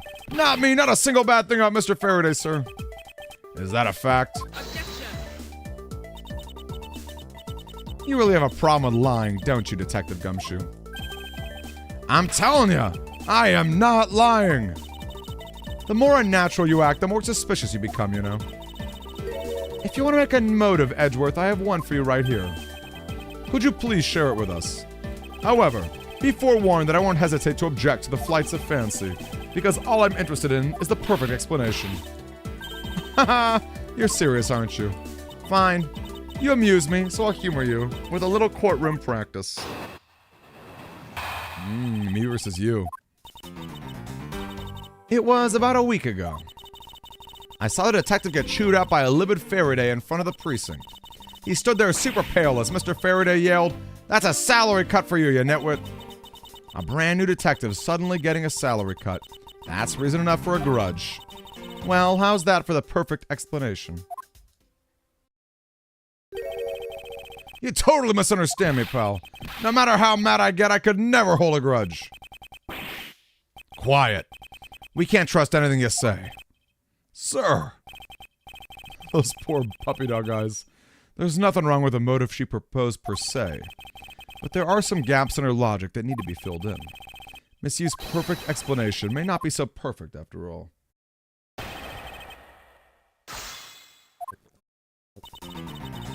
was about a week ago. I saw the detective get chewed up by a livid Faraday. Mr. Faraday was upset. Yeah, you know what else? Mr. Faraday isn't exactly known to get angry often. But there he was, totally beat red in the face. And the offending detective just stood there, pale as a ghost, like he was about to die. Just like the face he's making now. Ah, I'm completely innocent, I tell you. The poor man. It was quite the scene with the detective. She reminds me of Yukiko from Persona 4 a little bit. That's a salary cut for you, you nitwit. You just stood there watching this unfold in front of you. Yeah, I have to say it was really enjoyable too. But that's why when I saw Detective Gumshoe earlier, I knew to steer clear of him. No way. I thought it was because I had something stuck on my face. But you do. Huh? What have I got stuck on my face? Let's start with your eyes, nose, mouth. Oh. And those ridiculous eyebrows. Huh? Oh man, messing with your head is just too much fun. Miss Yu, if you don't mind, I'd like to return to your testimony for now. Sure, why not? Brand new detective suddenly getting a salary cut. That's reason enough for a grudge. To cut a new detective's salary right off the bat like that. Is that a common practice? Speaking of cutting my salary, didn't you threaten me to do that with me earlier too? I suppose I did. It's only natural to cut a worthless detective's salary down to their actual worth. My father can even fire anyone new or old with a snap of his fingers. Do you think maybe that's reason enough for detectives to hate you people? Well, I guess they really shouldn't cut people's pay. Detective bad. Don't tell me Mr. Von Karma cut your salary earlier.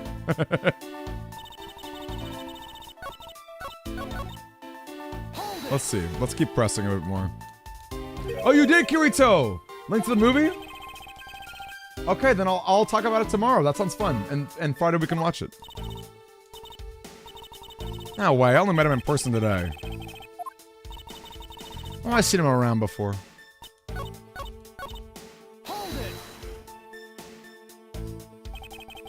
You call your explanation perfect.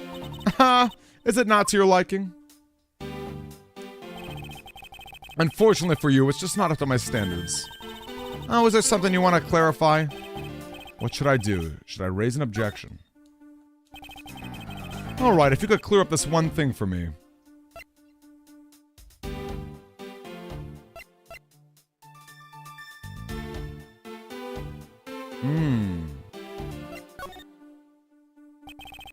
I understand Detective Gumshoe's potential motive for killing Faraday. However, what about his motive for killing Mr. Rel? His motive for killing Rel? Like I would know. If there was no clear motive for both the murders, then I doubt this incident would have occurred. Wouldn't you agree? Is there anyone else who might have had a grudge against either of the two men? Or maybe we should look into that ourselves. Oh, in that case, I have absolutely no idea. What? But that's impossible. She must know something. Yeah, that's true, Retro. Big ol' forehead. Big ol' forehead. Can you please not glare at me like that? Makes me laugh. Grr. I didn't do anything and you're already laughing away.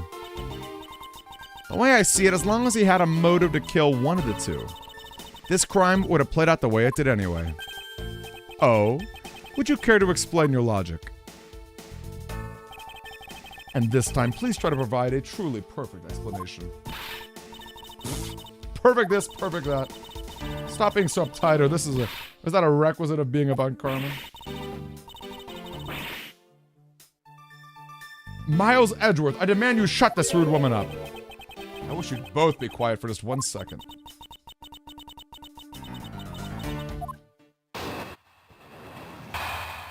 Alright, let's keep it up. The motive to kill the men. There's no one out there with a motive to kill both the Faradays and Mr. Rel. All you have to do is establish someone had a grudge against one of the two. Mr. Rel, who happened to be there, became a witness to Mr. Faraday's murder. Therefore, he was killed out of necessity and set up to look like they'd killed each other. That's actually a great argument. I wonder if that's really true. Is there no one out there with a grudge against both men? Should take another hard look at the evidence. The two men who both wound up as suspects. Is there someone else I'm overlooking? Manny Cochin. I'll press this first and then I'll object. So there was no one else who might have a grudge against both Mr. Faraday and Mr. Rel. I suppose no one is a bit of a stretch, but I'm pretty sure no one like that was here in the courthouse today. She's lying through her teeth. We just saw someone like that here earlier. Besides, you don't need to prove the killer had a grudge against both men.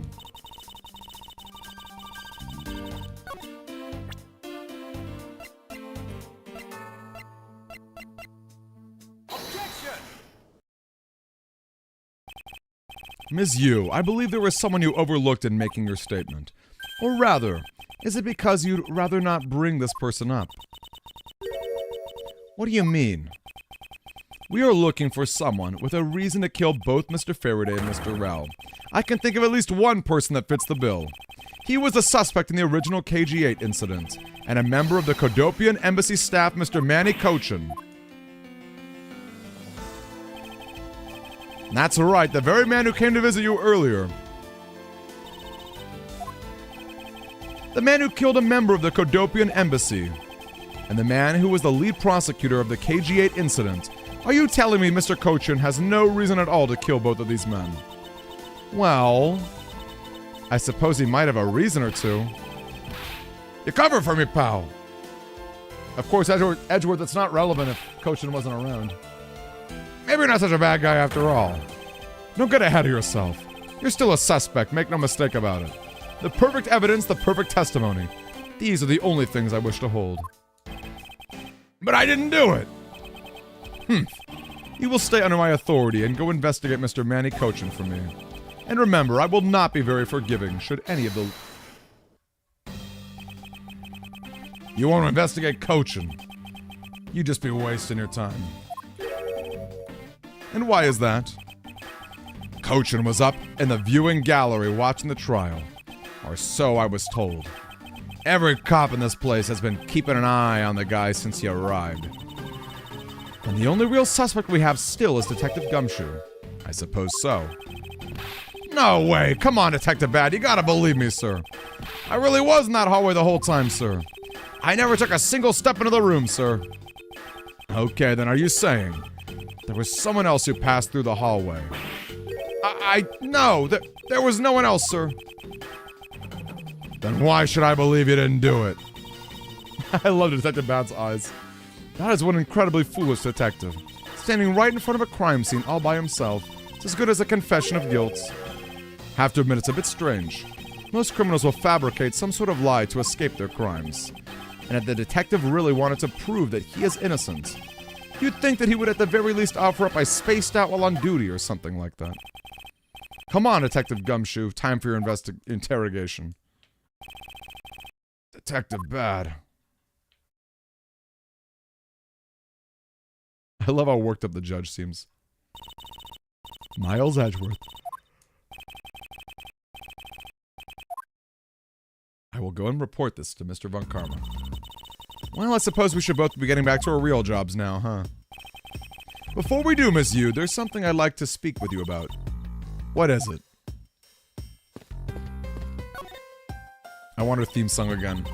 I love that jazzy theme song. What do you wish to ask me about? The current case of the murdered Kodopian embassy staff member.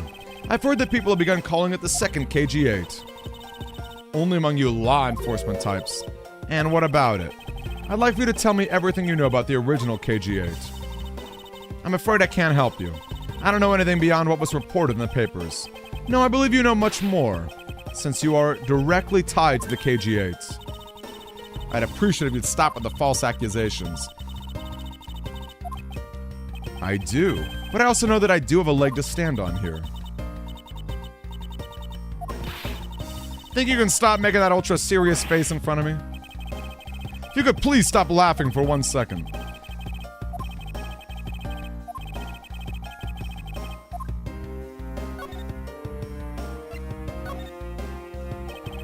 Miss Yu, I believe that I have proof of your connection to the KG-8. That file's your proof? Very well then. Why don't you tell me exactly how I'm related to it? Your connection to the KG-8 incident is through the victim. The victim's name is Yu. You will note that she has the same last name as you. Can you really still tell me with a straight face you are not related? Sorry, but we're not related. What? Just kidding. You asked that question with such a serious look on your face that I couldn't help but... Ms. Yu, I ask that you please tell me the truth. Ahem. Alright, I'll tell you everything I know. It is a shame that we will not be able to face each other. It was to be my first trial, too. Was that a declaration of war? How nice it is to be young and carefree. What a nice squeaky clean badge you got yourself there. I'm jealous. Are you saying your reputation will also tarnish over time?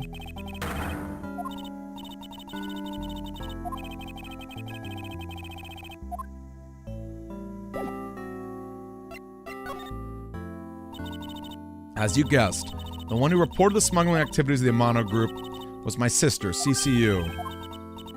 And she was killed right before she was to testify at the impending trial by Manny Cochin.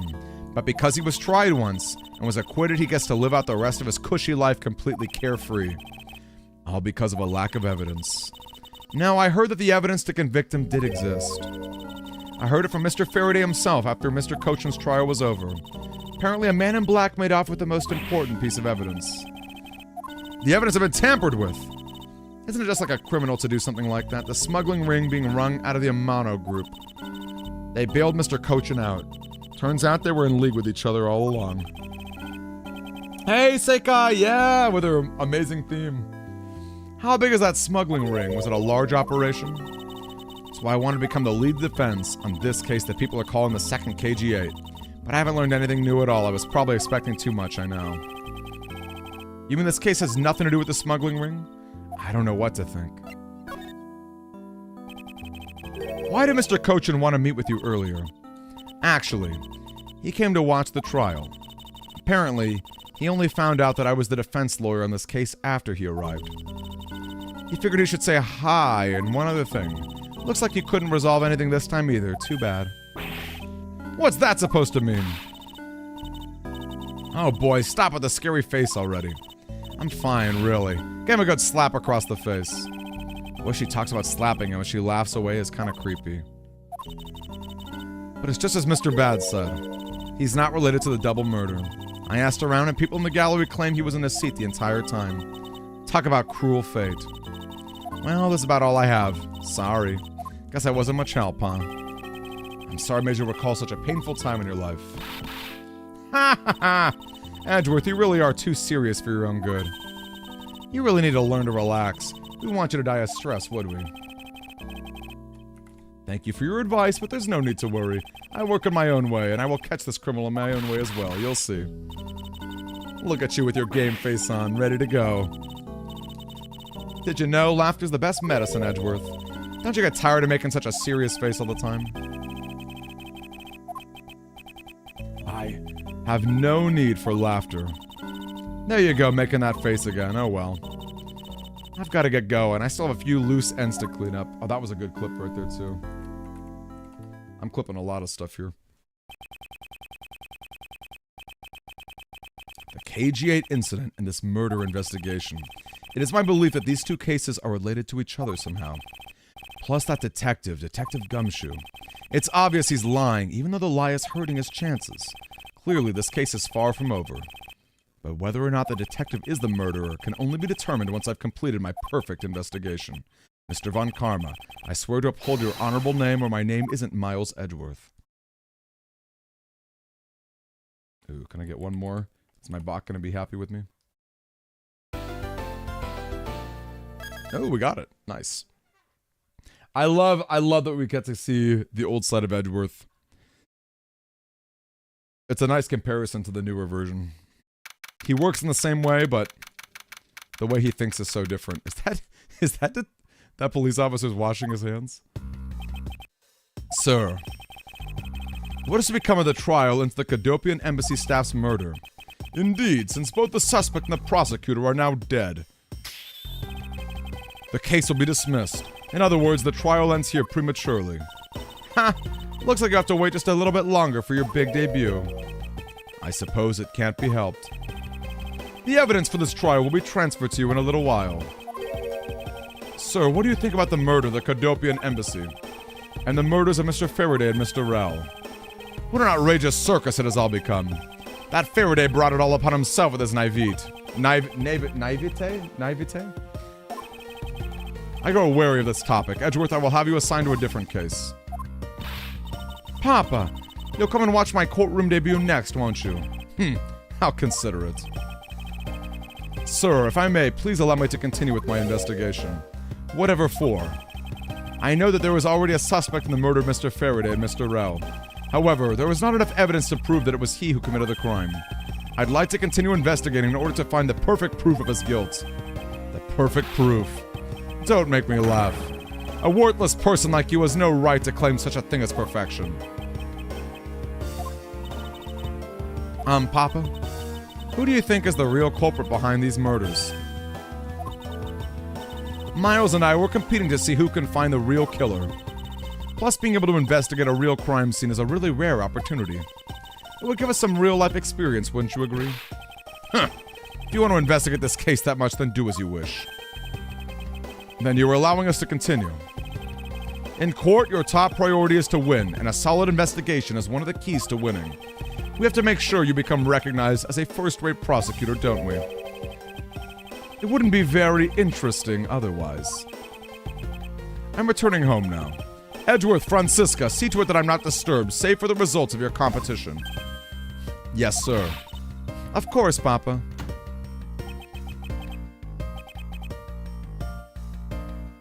The clip you got on YouTube for this stream?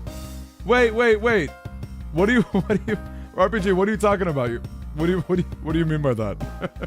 What do you mean by that? What are you thanking me for? Your logic earlier was built on that scruffy detective's lie. That means the competition is still on. Yes, just as you wished. I couldn't let you get off that easily. Let's see how well you fare on the investigation from here on now, Miles Edgeworth. First order of business will be to question anyone involved with the case. Wasn't me, I tell you. I didn't do anything wrong. I don't get anything useful from the detective when he's this agitated. I can't stop the water, sir.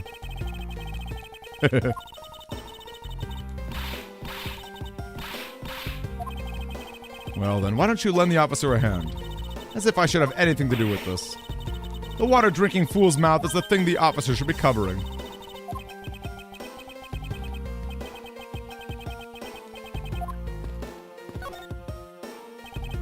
Miss Yu. Oh, it's you, Edgeworth. And who are you? Wait, you were at the crime scene just now, weren't you? You should be disbarred for not knowing who I am. I am Francisca von Karma, and I'm about to become the successor to the family name. About to? I guess that means for now you're still just another kid. In that case, it's only natural I didn't know who you are. What? Why are you whipping me? Ah! Anyway, it looks like they're planning to hold the evidence a bit longer. There's one thing I can't stand, it's waiting. Terribly sorry, but I have a few more questions to ask of you. Ha ha ha! Look at you, eyebrows scrunched with lines on your forehead. And that... to ask of you... What exactly is so funny? Sorry. I'm just bad at dealing with a super serious atmosphere. Yes, thank you, Retro. I like all these little clips of her making fun of him. I'd like to inquire as to where you were at the time of the murder. We were in defendant lobby number 1 the whole time. And by we, I mean Mr. Bad. If you don't believe me, feel free to ask him yourself. You were with Detective Bad, why? We had a little something to discuss, that's all. So I take it that you are acquaintances with Detective Bad. Yes, he was the detective in charge of the KG-8 incident. Detective Bad is also related to the incident. He was the one who was supposed to protect my sister, Cece. Miles Edgeworth, I have no idea what you two are talking about. I've heard of the KG-8 incident from my papa, but how does that case relate to you, Miss Yu? The victim of the case, CCU, was my sister. You're making that super serious face again. I'm fine. Really. I just make it a point to rub some more salt in his wounded pride every time I see him. The way she talks about doing that as she laughs away is kind of creepy. Speaking of Mr. Bad and Mr. Faraday, they made up every single time the Yatagarasu made a move. It was practically a given the two would meet up at every single one of the crime scenes. He did mention he's in charge of that investigation. We should ask her what she knows more about it. You claim that at the time of the murder you were with Detective Bad. But don't you lawyers usually discuss the trial with your clients during a recess? We do, and that's what we were planning to do. But Mr. Faraday was rather threatening, and he dragged Mr. Rell away. What did you talk about with Detective Bad? Nothing interesting, I just insulted him some. Talked about how the trial was going, then I insulted him some more. Anyway, Mr. Bad and I were in the defendant lobby, so I can't really tell you anything about the hallway or lobby number 2. I'd like to ask you a few questions about your client. Your client first claimed to be the Yatagarasu, is that correct? Once I heard that it was the Yatagarasu that made off the evidence, I began to ask Mr. Rell all sorts of questions, but to no avail. Turns out Mr. Rell was not the Yatagarasu, he had just made that up. He made it up? This crime was caught on tape by the security cameras, but there's no footage of him sneaking into the Kodopian embassy itself. You mean to say that you knew that he was not the real Yatagarasu? That he was just another cold-blooded killer? And you were ready to defend him? Yes, that's right. I see. So defense lawyer is actually just someone whose job it is to cover for criminals. That's why defense lawyers are so detestable, but they're no match for us von Karmas. I don't believe it, you're serious. Why don't you save that face for something really worth being serious about? Edgeworth, do you remember what I said earlier? I have my own agenda. I'm still on the hunt for leads regarding the KG-8. And for that, you have not a single qualm about defending a known killer. Don't put words in my mouth. I said no such thing.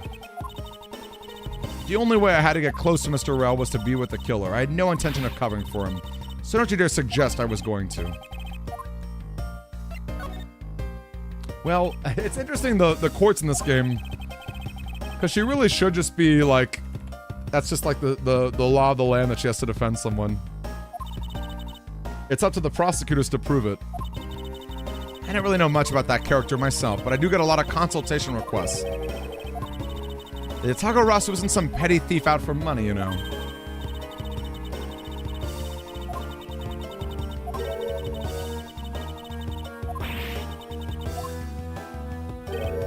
Francisca, be careful about who you whip. Choose carefully or maybe sued by... There, I chose carefully. Just like you wanted. That just now was hilarious, little Missy. Of course it was. What is wrong with these two women?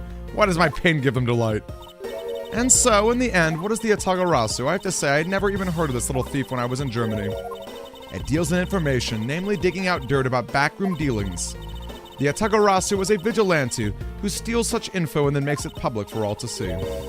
Vigilante or not, this person sounds like another criminal to me.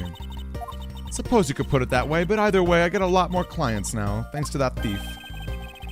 Sounds like Ms. Yu is profiting nicely.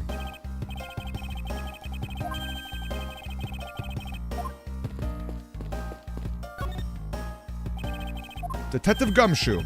Hey, it's you, pal. You're here. Youch! As am I. I don't think you need to whip him to let him know that. I didn't do it, pal. I swear my honor as a detective. I really didn't. Your words are useless. I place my trust only in the evidence, detective. Once the investigation is fully over, and should we find out that you were the killer, there will be no mercy to be had for you. I have a heart, pal. But you're not worried, right? After all, you have nothing to worry about if you really are innocent, that is.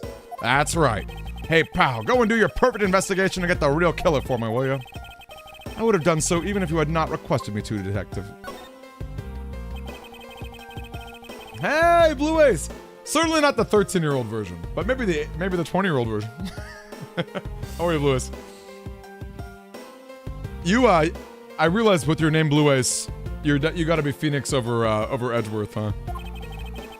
What exactly did you do to make Faraday so angry? I just have Detective Bad the same thing myself, pal. Turns out he was mad at me because on my very first day as a detective, I reported in at my usual post instead of the Criminal Affairs Department. By the time I got down to Criminal Affairs, I was really, really late. And that's when he gave me that huge speech. On the first day of school every year, I'd always wind up going to my old classroom.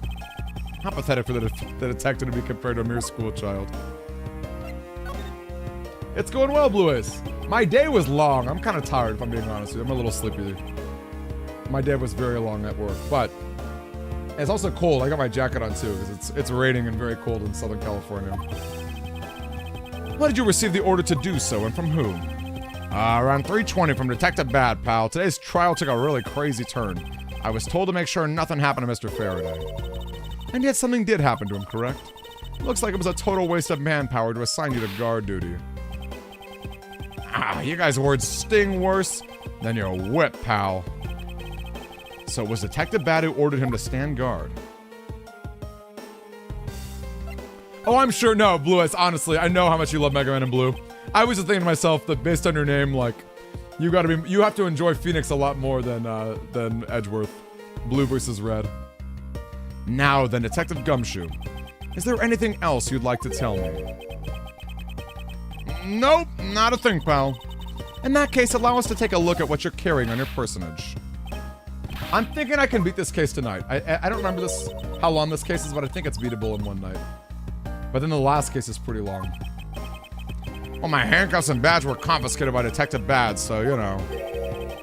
And what is that open envelope I see sticking out of your coat pocket? Hands off that, pal! Yow! Annual bonus check within $5 total.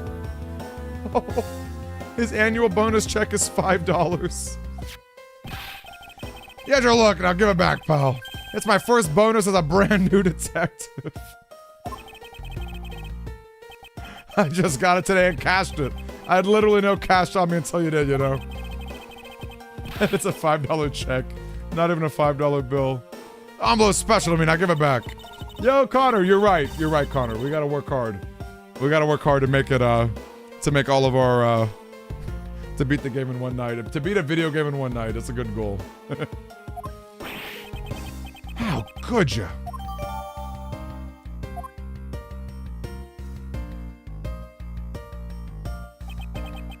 I'm sorry, but I need to take him in for questioning now. I think I've asked him just about everything I needed to. No, wait. Since he became a suspect, there's one piece of evidence I should reconfirm. Officer, I ask that you wait a second. I still have one thing I'd like to reconfirm with Detective Gumshoe. Please make it brief, sir. I must confirm whether or not his testimony about the crime occurred is really the truth.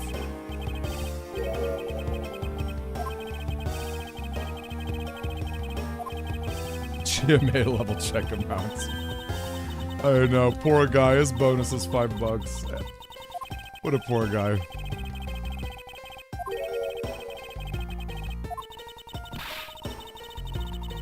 Okay, they are really talking about nothing.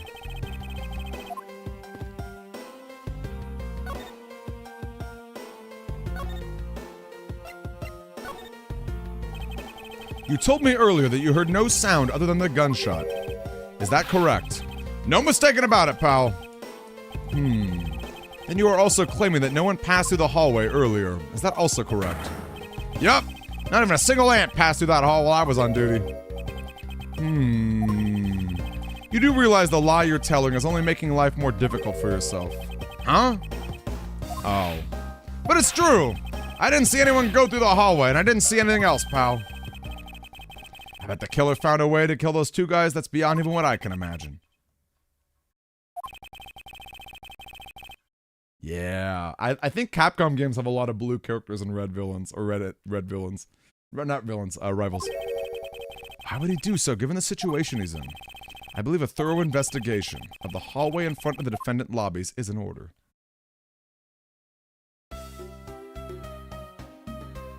What is this little girl up to? Did she just kick him? Did she just kick Edgeworth?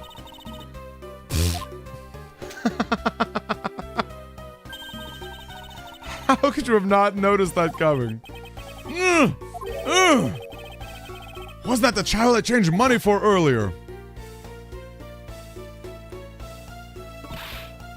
Thanks, Retro. I know I had the same thought. What a little punk. Kids can sometimes be so cruel. Looks like she dropped something. A Swiss roll. Maybe we should arrest the girl. She might turn out to be a valuable lead. I believe some sort of punishment may need to be dealt with the next time we meet. Oh, that's right. Dante and Virgil. I guess that's the other way around, right? But yes, red and blue in general. Kick felt painful. And from behind, too. The judge of the scruff face. We should inspect the hallway in front of the lobby number 2. I suppose so. We do, Retro. And I love it. I like that we share a brain cell in that way. Because you make sure that all those things don't slip through. I honestly appreciate it. It helps me so much with videos. So, you see anything else? No, I don't think so. I see. Well, thanks for your cooperation. Oh, it's nothing. Just doing my duty as a defender of the law. That'll be all for now. I'll ask again if I have any other questions. Anytime, Detective. Now, if you'll excuse me, I have a few loose ends I gotta tie up. Oh, you're that new prosecutor Mr. Von Karma recommended, right? My name is Miles Edgeworth, Your Honor. And I'm Manfred Von Karma's daughter, Franziska Von Karma. I'm set to become the successor to my genius father any day now, Your Honor. I see Mr. Prosecutor recommended by... Ah! I bit my tongue. Are you alright, Your Honor? Please feel free to refer to me as just Miss Von Karma. As for him, just Edgeworth is fine. Oh-ho! Very well, then. I shall call you Miss Von Karma and Mr. Prosecutor Edgeworth. Your Honor, Mr. Edgeworth is fine, sir. Now about your earlier testimony. I would like to ask you a few questions about what exactly you saw. It's my duty to clarify my testimony. I greatly appreciate your cooperation, Your Honor. Figure out the detective's exact movements. Okay, the Swiss rolls in here. It would appear that this vending machine sells snacks and various foods. Swiss rolls are $6, wow. Don't be a jerk in court like these beef jerks. Defendant's fresh milk, 1/2 pint for $7. Stay neutral as a Swiss do until the end with these. They're awfully overpriced. The lineup is simply awful. Speaking of snacks, I wonder if that Swiss roll the little girl dropped is from this machine.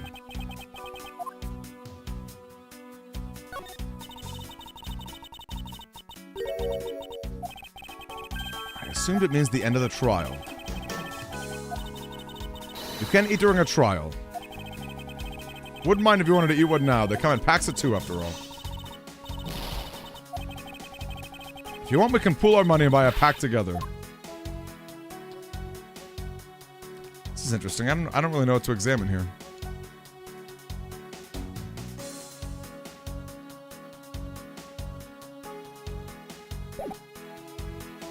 Is that really that important?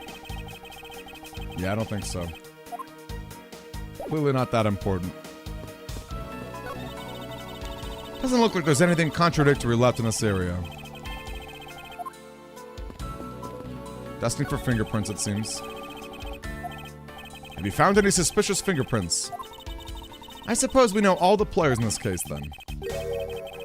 I have the nagging feeling we're missing something.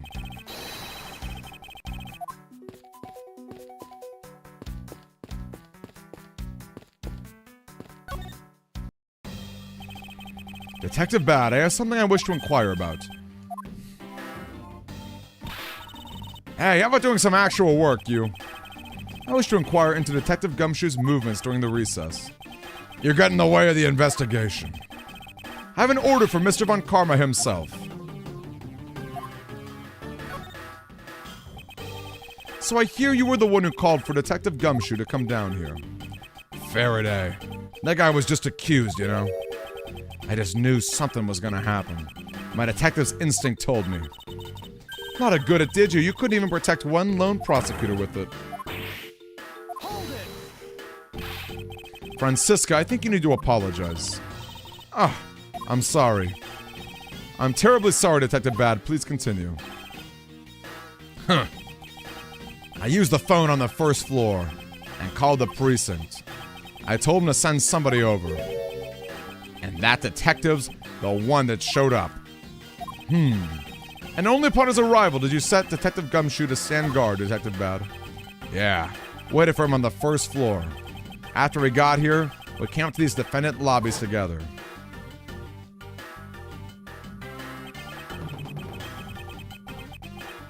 As we entered, we ran into you. She told us that Faraday was really mad.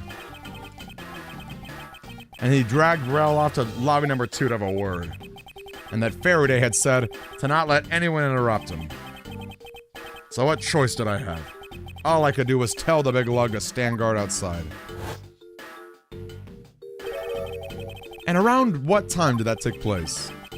Let's see, I think it was around 30 minutes before I heard the gunshot. After giving the big lug his assignment, he never left the hallway, not once. Oh, and how could he make such a claim? Huh. One of the guards out in this floor's main lobby swore to me he didn't. If the detective never left the hallway, then where did he disappear off to? He must have gone to lobby number 2. You and I, we were in lobby number 1 next door. The only one without an alibi is Gumshoe. Still missing some key pieces of info. Count Dracula. Does showing that off make you feel like a big, strong prosecutor? Of course not. I was simply proving my title of prosecutor. Most prosecutors don't go around flaunting these things. It's like a detective walking around with his badge flashing out in the sunlight. Show that off too much, and before you know it, you'll be elbow deep in angry criminals. I kind of like his design, though, don't you? I like his design, though. Detective Bad, you also heard the gunshot, did you not? Yeah. Heard when I was in defendant lobby number 1. That's why I came running towards lobby number 2 together. How much time elapsed between you hearing the gunshot and the arrival? Less than a minute. What were your movements upon hearing the gunshot? I grabbed the big lug. I raced into lobby number 2, and that's when we discover the bodies, in that order. That makes you the discoverer of the crime scene, right? Yeah, I guess it does, little miss. I'm about to become a prosecutor very soon. You will treat me with the dignity I deserve or else. Look at him just dodge that! Look at him dodge that whip like a boss. You wave that thing around anymore, and I'll have you arrested for obstruction, little miss. You wouldn't dare. Ha! Just joking. Oh! Detective Bat is really something if you can make Francisca behave. Are we about done? Anything else I should ask him about?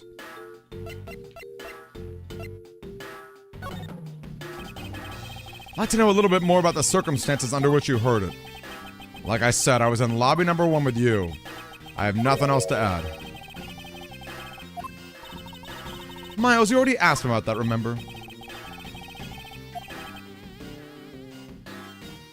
The time was 30 minutes before. I guess we should say the exact time. The exact time. Around the end of the recess. Trial was about to start again, I think. He was supposed to make time for himself to transfer the evidence. But I got the sense he wasn't gonna show for the handoff. So I figured I should go get him, or he'd be late. And just as I thought that, bang. The sound of a gunshot that hit my eardrums.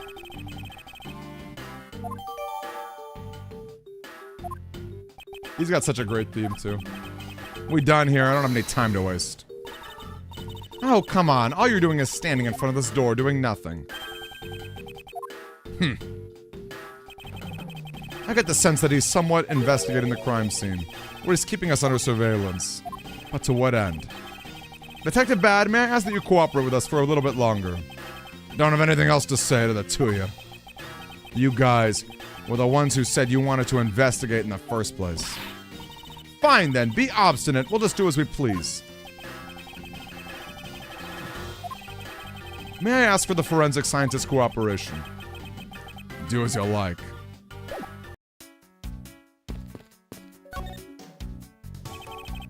Your Honor, I'd like to ask you a few questions if you wouldn't mind. Where were you at the time of the murder? Do you suspect me of something? Look at his eyes. No, nothing of the sort, Your Honor. Ahem, very well, you may continue with your testimony. Your Honor, it's your testimony I'm after. Oh! I had no idea you were chasing after me or my testimony. I'm beginning to sense that I want to avoid being in a trial run by this judge. Let's see here. Now, how shall I put this? When you get to be my age, you need to pay more frequent visits to the restroom. You go take a look through the window at the end of this hall, you'll see a small window. That is the window to the men's restroom. In other words, you can see clearly into the hallway. When I was going into the restroom, that detective Gumshoe, is it? Well, he was standing in front of the vending machines buying something. However, and this I couldn't believe, when I was about to exit the restroom, there was not a soul in the hallway anymore. Your Honor, if you could please calm down and explain to me rather rationally. Oh, I'm really sorry. Please let me regain my composure. It was really suspicious. That's what my finely honed judge's intuition said.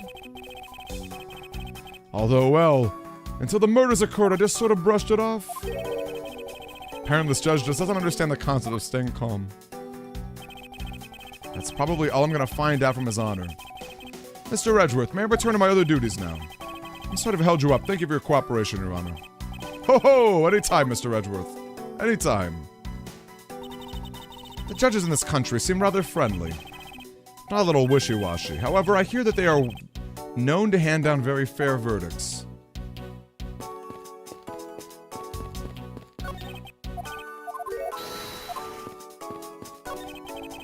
Did you find something, officer? $5 bill back there. Come on. Just a little more. Is there no one working this crime scene who isn't a total waste of living tissue?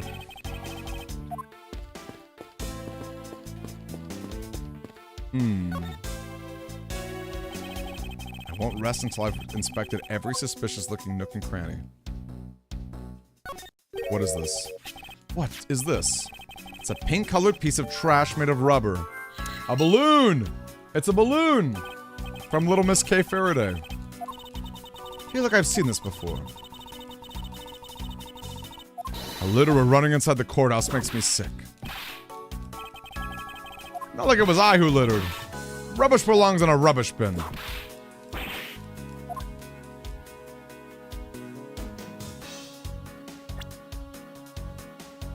Whoa, look at that. That handprint's odd. The dirt on this bench, it smells like some sort of sweet substance. Can't believe there's someone going around dirty in the courthouse, for shame. Calm down, Francisca. Now take a good look. Doesn't the smudge look kind of like a handprint? Which means that perhaps we can lift the prints off the person who sullied this bench. Then we'll know the identity of our mystery slob. Would you please find out who this handprint belongs to?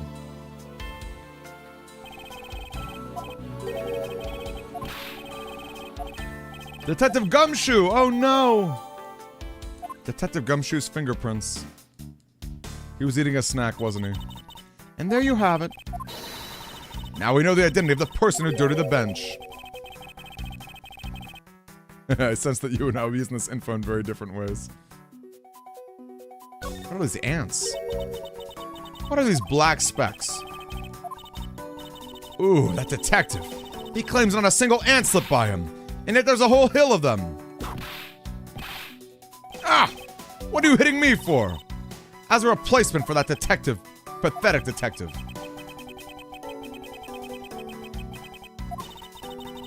I wonder what the ants are eating. And look at the sweet smell of it, it's pieces of cake and chocolate from a Swiss roll. Miles Edgeworth. The courthouse is to be kept pristine at all times. Was it me that dropped the food? The courthouse must be kept clean. Ugh.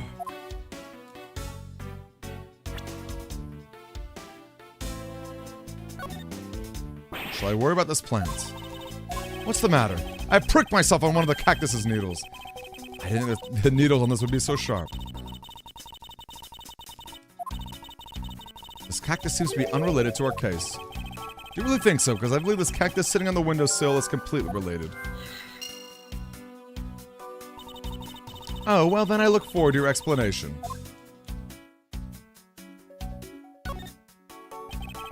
So that window on the other side belongs to the men's restroom. At your height, I'm not surprised. Oh! I guess short people have feelings too. Alright, let's try some logic. Let's try putting some logic together. We got a vending machine.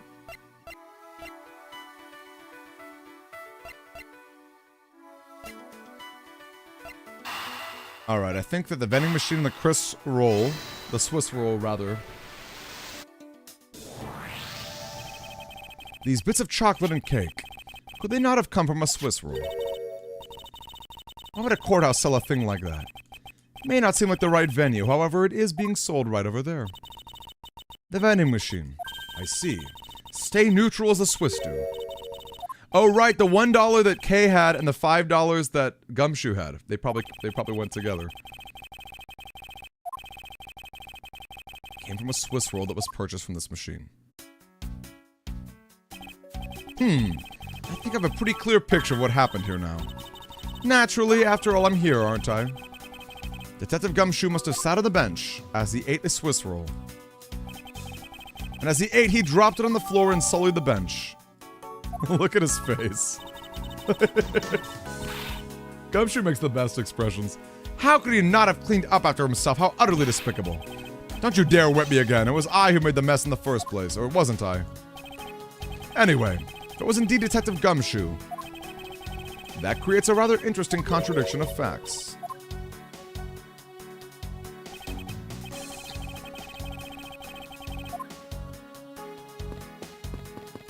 Alright. It's the fact that it's $6, right? He had $5 on him at the time. With his poor bonus. His poor $5 bonus.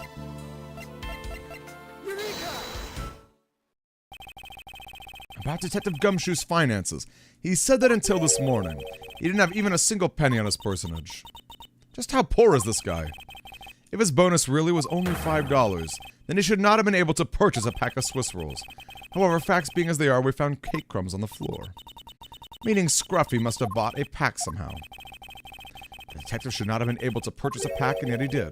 The question is how. Okay, Miles is taking this so seriously. Edward is taking this investigation into a Swiss roll extremely seriously.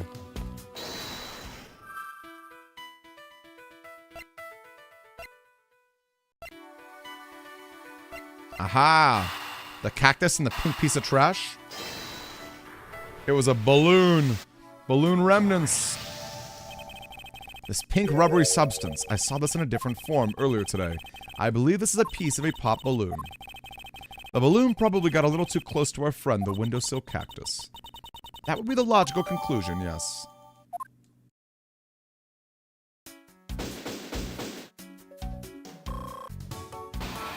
Look at that, we got a full heal too. I have a very firm grasp on what happened here. Francisca, would you care to share what conclusions you've come to? Why should I do that? We're still in the middle of a competition, you know. We should be checking to see if your conclusions are wrong first, so you go ahead. It's almost cute that she's going this far to ensure that she wins. Very well, but first we need to pay his honor a visit to correct his testimony.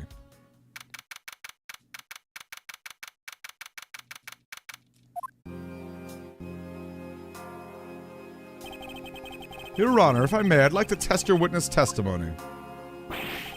Do you doubt me? Am I your new suspect? In a sense, I suppose you could say that. Even you, a judge, is nothing but a common witness before a Von Karma. Silence in the courtroom! Silence, I said! Mr. New Prosecutor, recommended by Manfred Von Karma and Miss Genius Prosecutor, successor. You bit your tongue again, didn't you? Ahem. As a defender of the law, I could never give false testimony. You could even place me under oath if you want. Very well, then. Your testimony, if you please. Look at that. Cross-examining the judge. I love it. During the recess, I went to the restroom. There was a window on the hallway side. As I entered, I saw that detective buying something from the vending machines. But when I was about to exit the restroom, he completely disappeared. Oh, this is so easy, Your Honor. A detective that goes missing while on duty. That sounds mighty suspicious to me! We saw that the windowsill, there's a seat down below. Can you please try to remain calm? Oh! I'm so used to simply listening to testimonies that I got caught up in the excitement. I'm sorry, Your Honor, but I'm afraid I'm going to have to spoil your fun now.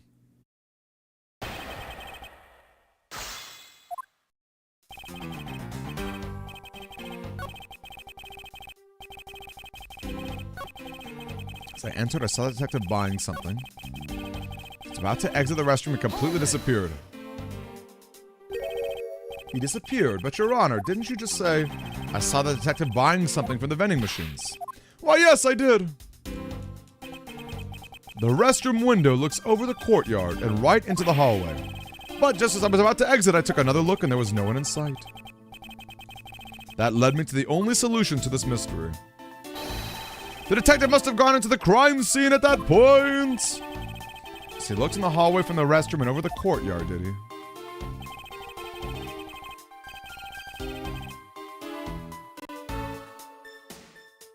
Hold it! Yeah, some really random choices indeed. And very expensive too. I'm perfectly calm. You're being anything but perfectly calm. Okay, we had to press him first. Why do you suppose our line of sights are so different?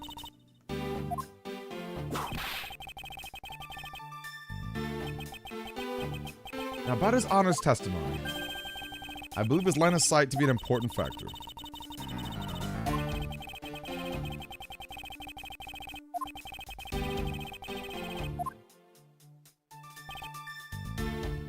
Went to the restroom.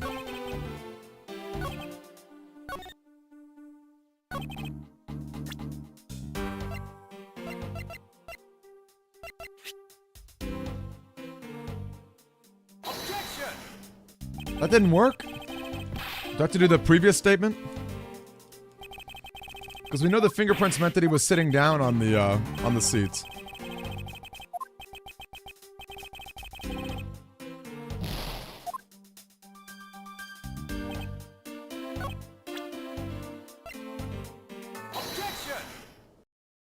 That's unfair.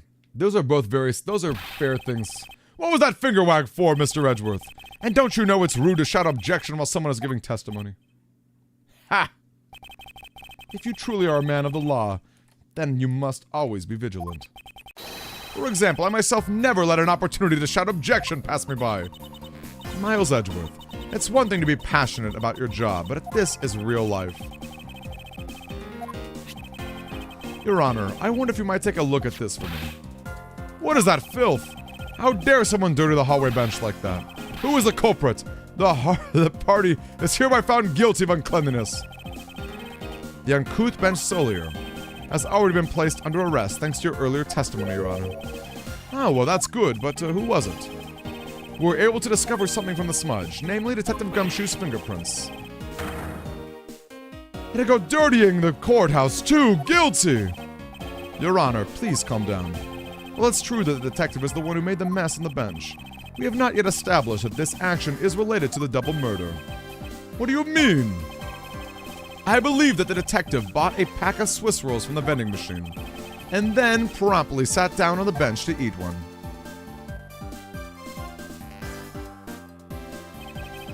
The cake crumbs and pieces of chocolate on the floor, and Detective Gumshoe's fingerprints prove my conclusions to be true. Oh, but I still don't understand. Is this whole thing related to how I couldn't see him as I was leaving? Heh, it is indeed. The window in the hallway was built rather high up, at around a grown adult's chest height. As evidence, I submit that Francisca herself was able to see out of the window.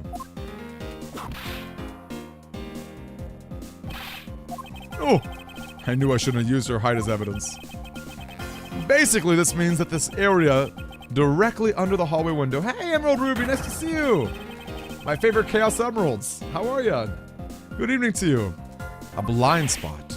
Then, it seems that you have made the connection. If someone were to sit on the bench under the window. Yes, even someone as large as Detective Gumshoe would effectively disappear from sight. What? Huh. You finally see, Your Honor.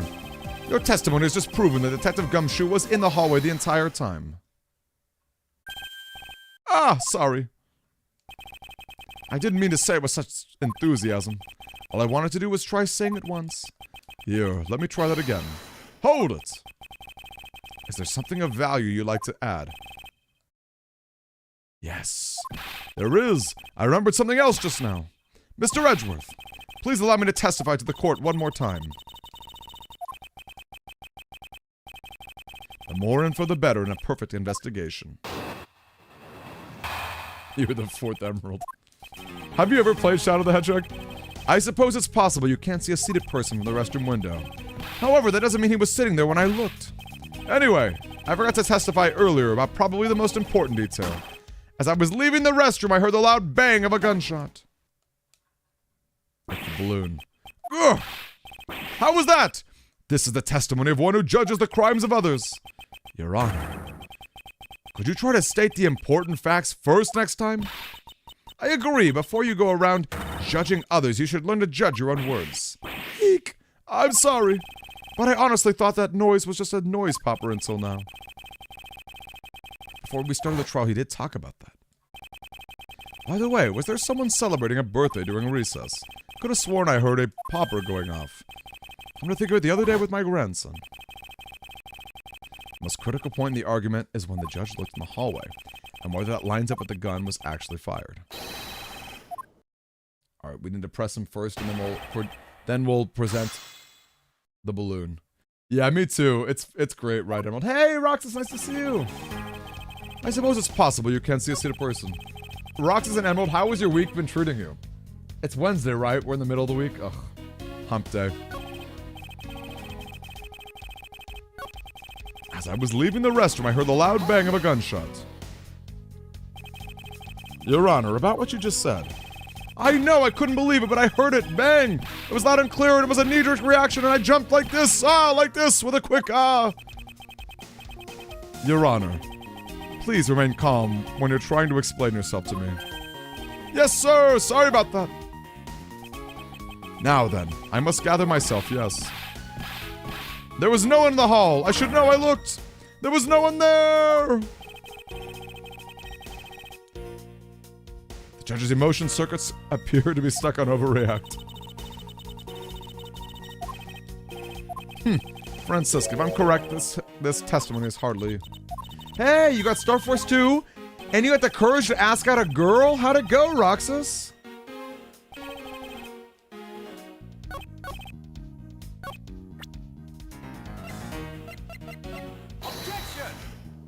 No good? Okay. I need to press even more.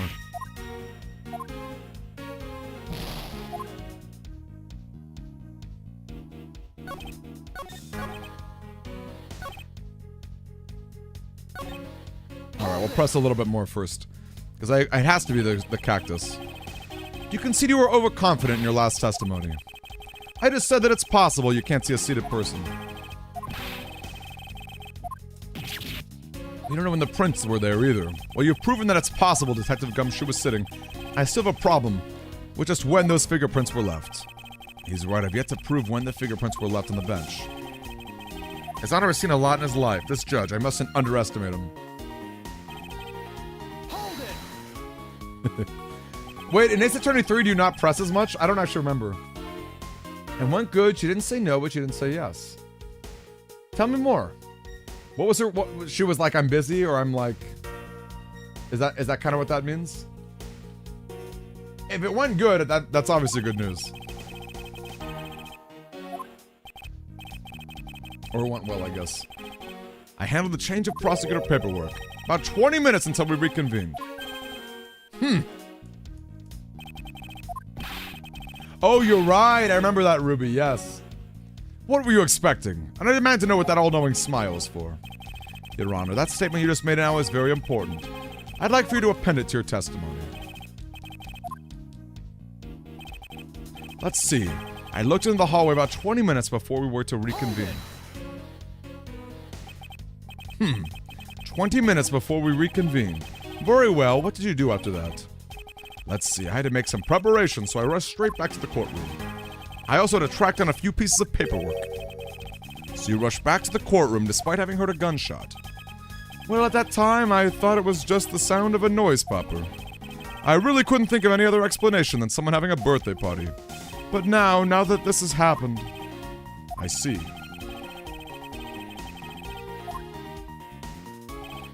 Yes, our lawyer help. 20 minutes before we were to reconvene. Objection! We got him. That little sassy finger wag. You're up. I cannot allow you to make an objection. What? Your Honor, I'm really sorry, but I cannot allow you to not allow me to make an objection. You gods, I've been overruled. He's so funny. He's so funny. There were simply too many holes in your testimony for my taste. What do you mean by that? Hey, that's right, Roxas. I love to hear it. Okay, that's awesome news. That's awesome news. And Outlaw, great to see you, dude. Outlaws come during the past. 7 months of being a scout. Yay. Yeah, the judge is amazing. You claim you heard the gunshot during the recess, but it's simply not possible. Mr. New Prosecutor, recommended by Manfred von...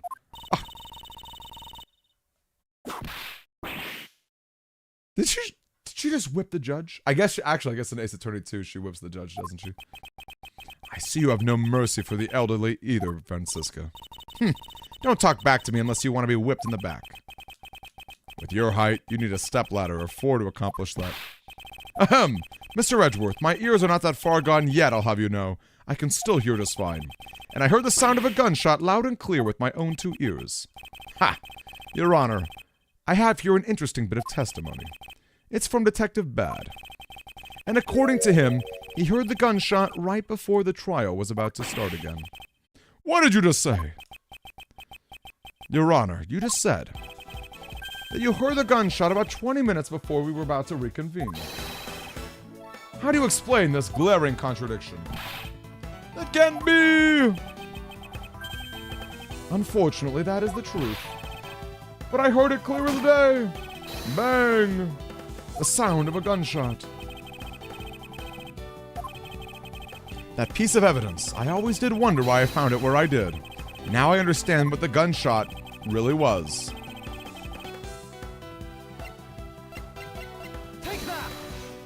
I love to hear it though, Roxas. That's freaking awesome, dude. Where are you guys gonna go out? Have you thought that far yet? Do you know what you're gonna do on your first dates?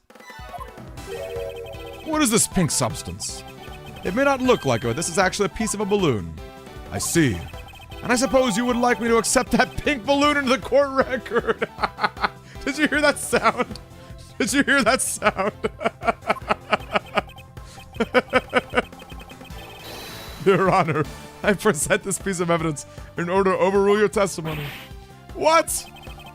Your Honor, your argument goes as follows. You saw no one in the hallway when you heard the gunshot. Now, there's no guarantee the detective was sitting on the bench at the time. Therefore, you believe that he must have been at the crime scene. Am I correct? You didn't think it would get that far, but you did. You courageous boy. You courageous boy. That's the best feeling in the world. Asking at a girl and she says yes. Or maybe holding her hand. Maybe that's a better feeling. That's some good feelings out there. Good vibes. Do you think the gunshot we heard was produced by a real gun? I think I've said enough that even you can figure out the rest on your own. Your Honor, you were fooled by the popping of this balloon into thinking it was a gunshot. What manner of trickery is this? We had to wrap this thing up before the judge even testified. Care to elaborate on one end something before it even begins? Well, to be honest, I did think the sound was a little bit off from a real gunshot sound. But who could have guessed that someone would pop a balloon in a place like this? That's true. One doesn't usually think balloons in conjunction with courthouse.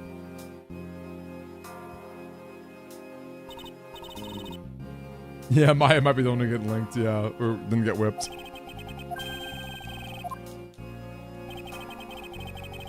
Yeah, it seems like Francisca doesn't really whip women. Makes you feel any better. You didn't lie once in your testimony. However, I can't really vouch for its accuracy. Who knew that giving testimony could be such a difficult thing to do? What have I done? I owe Detective Gumshoe a very big apology. I will see to it myself that he is released. Your Honor, I request that your permission to further question Detective Gumshoe. But why? I thought we just cleared his name.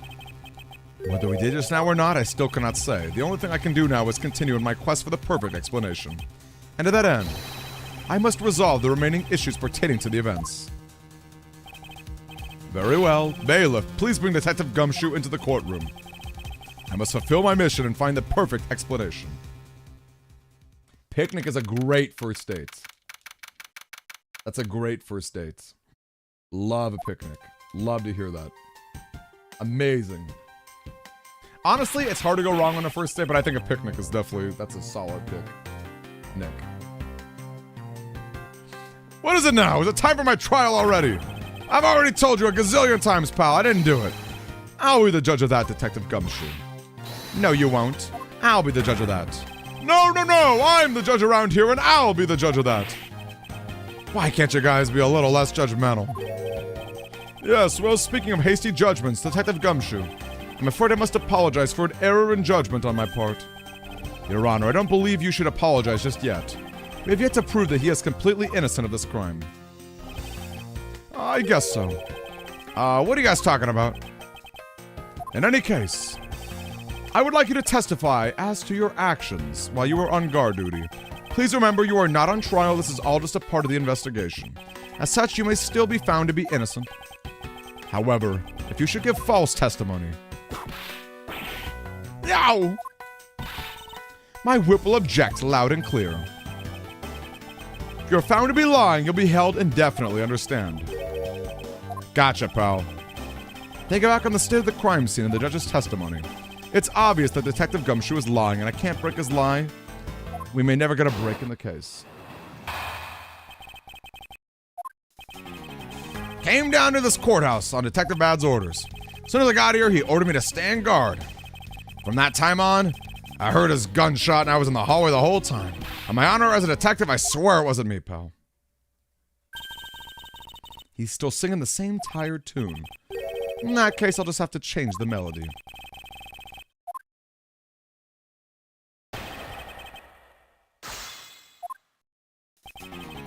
Came down here to this courthouse. Order me to stand guard.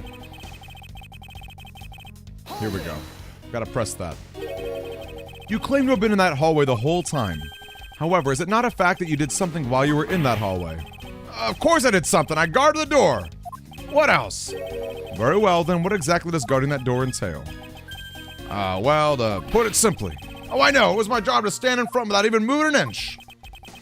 Detective Gumshoe, you mean to tell me that you didn't take a single step away from lobby number 2? Is that really what you wish to testify? You got it, pal. I didn't take a single step from that door. Everyone. Why is everyone so quiet all of a sudden? Because we were all in shock and awe of your utter stupidity. Scruffy, if you're gonna lie, at least tell us something more believable. Ouch! But I'm not lying. I should hurry up and bring this insipid testimony to a close. Until I heard this gunshot, I didn't take a single step away. What about your Swiss roll, Pearl? Objection! And your fingerprints. He didn't want to look like he was bored. I have an objection. What is it, pal? Detective Gumshoe, I wonder if you might recognize this from somewhere. Hey, it's one of those things, the courthouse special Swiss rolls, right, pal? Precisely. In that case, I suppose that you also recall the sullied hallway bench. Hey, you know what? I think it was probably me that did that. Detective Gumshoe, you know you can't go around dirtying the courthouse like this. You inconsiderate slovenly pig. Eek. I promise to clean up later, I swear. Now then, shall we get down to business? About the fact that you didn't move even a single step. If that were really the case, how were you able to buy a pack of Swiss rolls?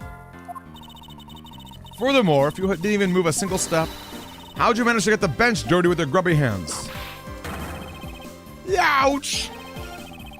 It appears that Francisca's whip can do more damage than my words alone can. Alright, I confess, pal. I was hungry, so I bought a pack for myself, okay? Then I got chewed out again if anyone found out about me eating on the job. So I didn't want to say anything.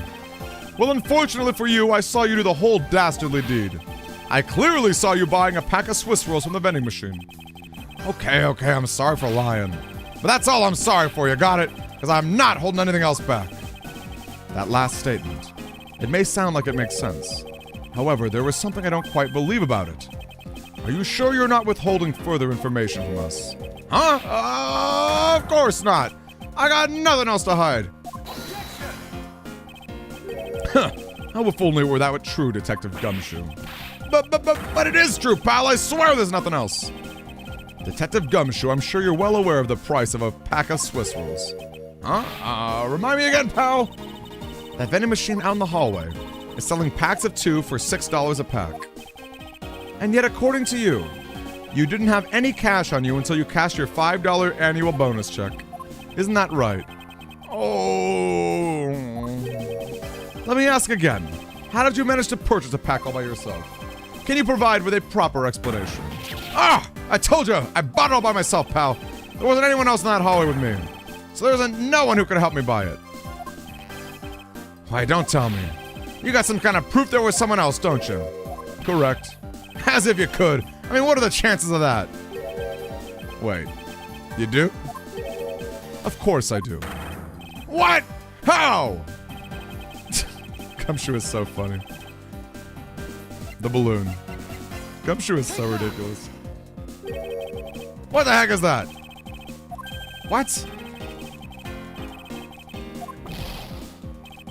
But we know the balloon. We know the balloon was someone else. Are you serious?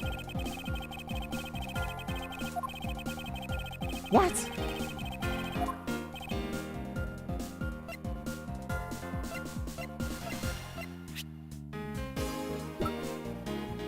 What? How is it not the balloon?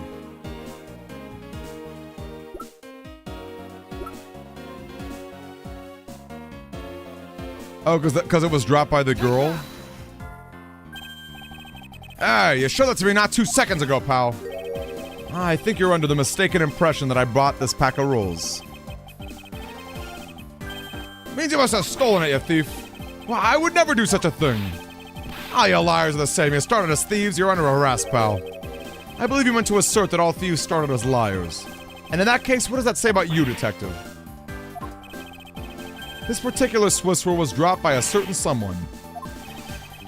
There were 2 rolls in this package. You ate one of them, but you then gave the other one to a certain other person, didn't you? No way, pal. You got it all wrong. I ate both of them. No. Ha ha. It would appear you've caught you at last. Look at this girl ready to brawl. This girl is ready to brawl. Hey! Don't you dare do anything bad to that girl. It would appear they do know each other after all. So why do you continue to come up to me and kick me? Have I wronged you somehow? I have a name and it's K. K what? K Faraday. Faraday. Are you perhaps Mr. Faraday's daughter? I'm not a you, I'm K. Ugh, K. You know, good little girls don't kick other people. Especially not hard enough to leave big nasty bruises. Well then you shouldn't put Gummy under arrest, mister. Gummy? My guess is that she's talking about Detective Gumshoe. What a cute nickname you've given him. Gummy didn't do anything wrong. Okay. It appears that I will need to speak with her in a bit more detail. Rawr. Look at this spunky little girl. She is. She's like a scrappy little dog. Now then, Kay. Hiss. She's like a stray cat. I wonder if I should feed her something. Take that. Kay, I promise to give you this if you calm down. Oh, a Swiss roll. It belongs to you, though, doesn't it? Yeah. I was saving it for Daddy. Oh, that's actually really sad. Oh my. Your father, he's... Ah! Don't you say another word, pal. She doesn't know yet. Thanks for watching out for me, Gummy. But I already know about Daddy. I overheard the guards talking. Oh, about how Daddy's, he's not here anymore. I'm sorry. I'm sorry I couldn't protect him. Okay. I'm not gonna cry. I'm not gonna... Oh. Cry. It's alright. Let it all out. Your father just passed away after all. I myself, who was also involved in a case at this courthouse when I was a young child. A case in which my father, who was a defense attorney, passed away. All of my dreams of becoming a lawyer were crushed into fine ash on that nightmarish day. Even now, the wound festers deep in the depths of my soul. Ever since that incident, I've dedicated myself to locking away every criminal I can. And now, to have this happen right in front of me. This child, I feel a certain shared fate, a common bond between us. Miles Edgeworth, what sort of gentleman are you? Are you going to just stand there and watch a lady cry? Ah, you're right. Sorry about that. Okay. How about we use this handkerchief here and dry your little tears? Oh.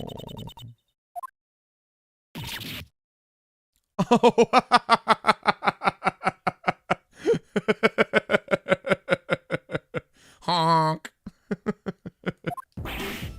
No! My cravat! Don't blow your nose on that! I feel better now, thanks. Oh my gosh, that's funny.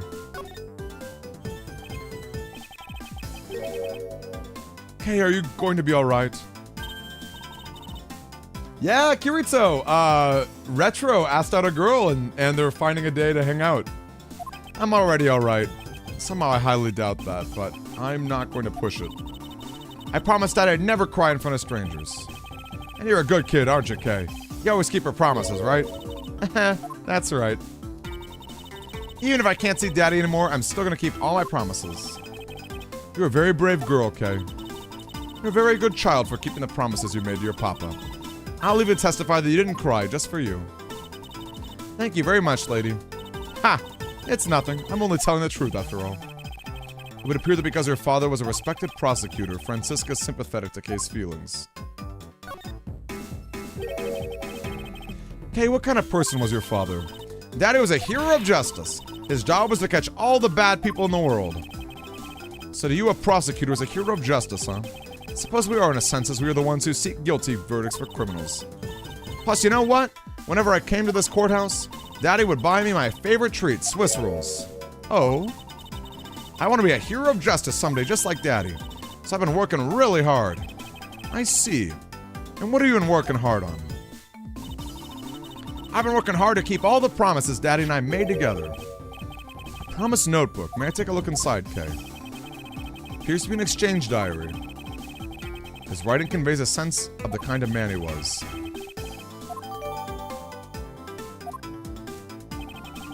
Thank you for showing it to me, Kay. Hope you'll continue to work hard and become a hero just like your father. I'm gonna try. Hey, Kay, so I'm a detective that catches bad people, right? That makes me a hero, too. Yeah, you're really cool, too, Gummy. Yeah, aren't I, Kay? What is it with the two of them? I hand down verdicts of justice, so that makes me a hero, too. Yes, and that thanks to your oh-so-heroic testimony, you almost painted that detective as a vile criminal and sent him off to jail. I'm really sorry about that. Gummy's not a bad man, okay? That poor judge. He's being treated like a vile criminal rather than a hero of justice. It appears that you and Detective Gumshoe are good friends, Kay. Yeah, we're friends. In that case, would you mind telling me a little bit more about him?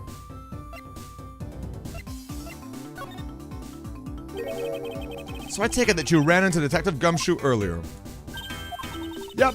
I was on my way to see Daddy when I saw Detective Gummy standing there.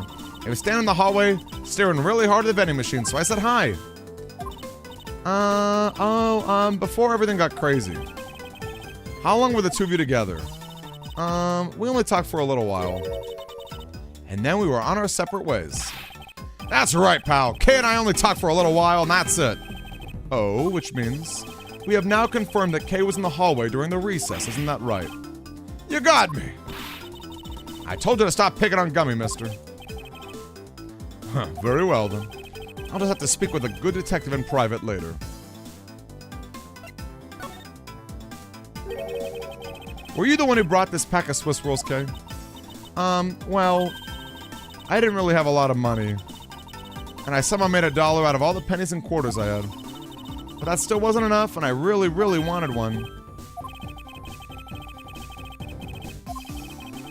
And that's when you came and asked me to change your money, correct? Yeah, thanks a bunch for you doing that, mister. Sure, but let me ask you, even with that $1, you still didn't have enough, correct? Well, that's why... Hey, if you bully Kay anymore, I'm gonna have to arrest you, pal. Is it not very obvious what happened that they shared their money? I sense that Kay is going to be less than forthcoming with this question. Sorry about your roughly thing. Yes, well now it's positively drenched in your nasal mucus. Don't you worry, Kay, I have a spare. So here, you can have this one. But Daddy said, never take things from a stranger. Ah, it's one of the promises you made in your promise notebook, correct? Never take things from a stranger, never go anywhere with a stranger. Alright, then I'm not giving this to you, I'm merely allowing you to borrow it. You can take it home, wash it nice and clean, and then give it back to me the next time we meet. Okay, Daddy never said I couldn't borrow things from strangers.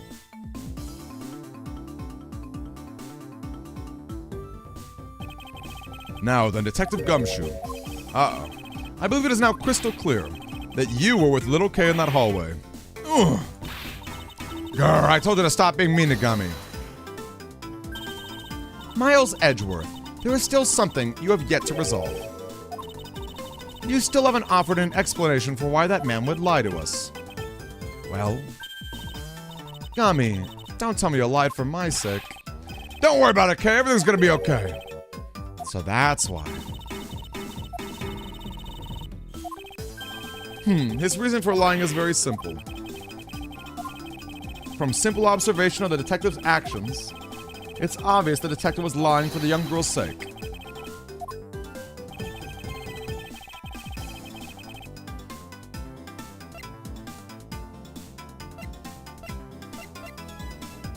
I'm guessing it's the balloon?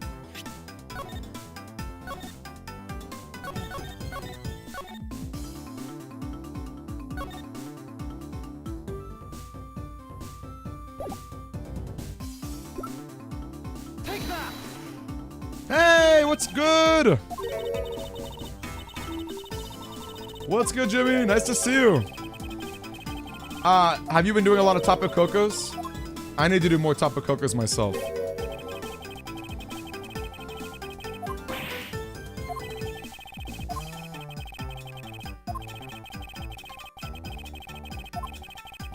Back to the topic at hand. You lied for K's sake. I have not gotten a shiny Coco yet. I really need to. I also want a decent Coco. Because Nature's Madness is a pretty cool attack.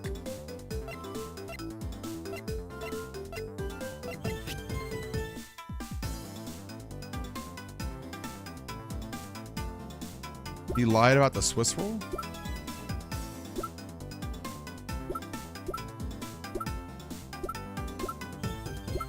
The fact that her daughter, maybe the fact that the dad died? I'm actually kind of confused about this.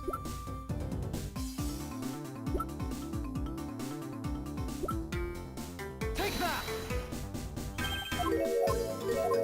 Not a Swiss roll. Yeah! I love to hear it. Some of the best fairy type attackers, yes. Does Tapu Koko have charm? Does it have charm, I guess?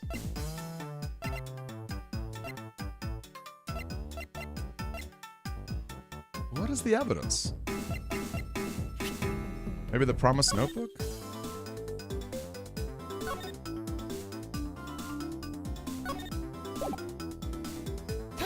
I'm legit confused here. Mr. Faraday and Carrie's Promised Notebook. Oh, Fairy Wind is good. Oh, okay, so it doesn't know Fairy Wind yet, but it could learn Fairy Wind. Never take things from a stranger. Oh, wow. So if it gets Fairy Wind, then it'll be maybe it'll be the number one. Because if it's already really strong without a Fairy fast attack, that's pretty impressive.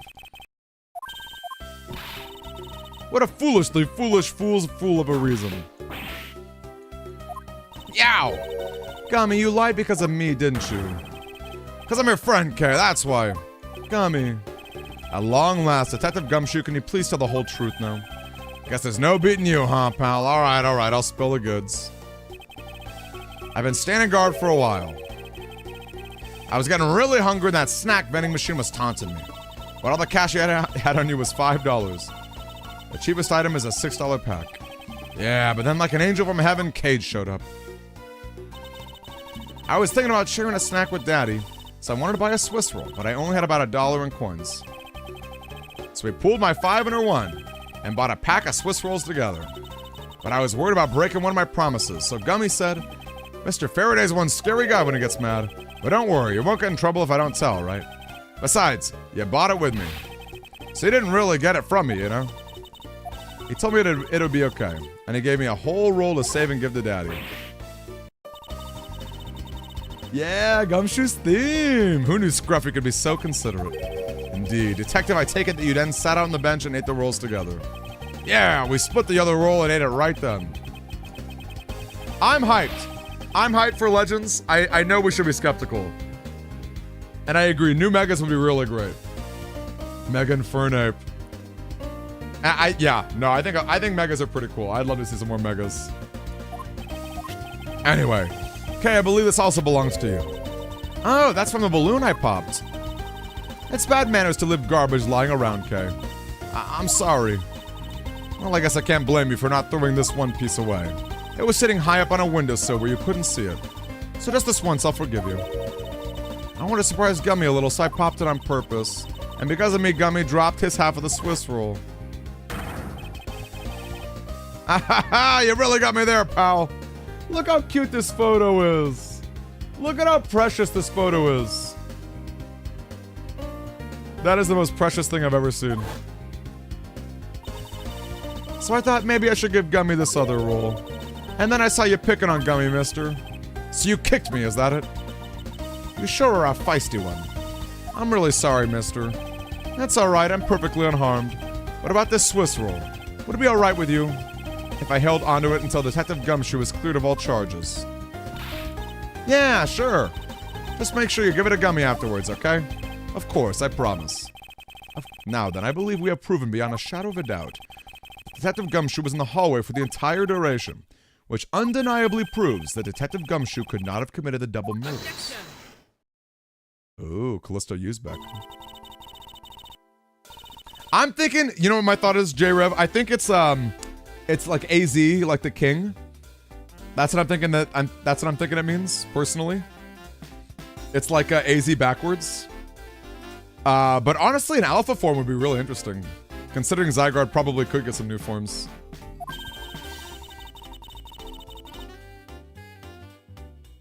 At the very least, I think the starters of Kalos getting megas would be kind of interesting.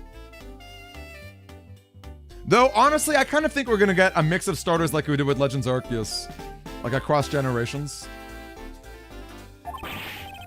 What do you mean Detective Gumshoe's the only one who could have committed it? It's quite rude to eavesdrop, Miss You.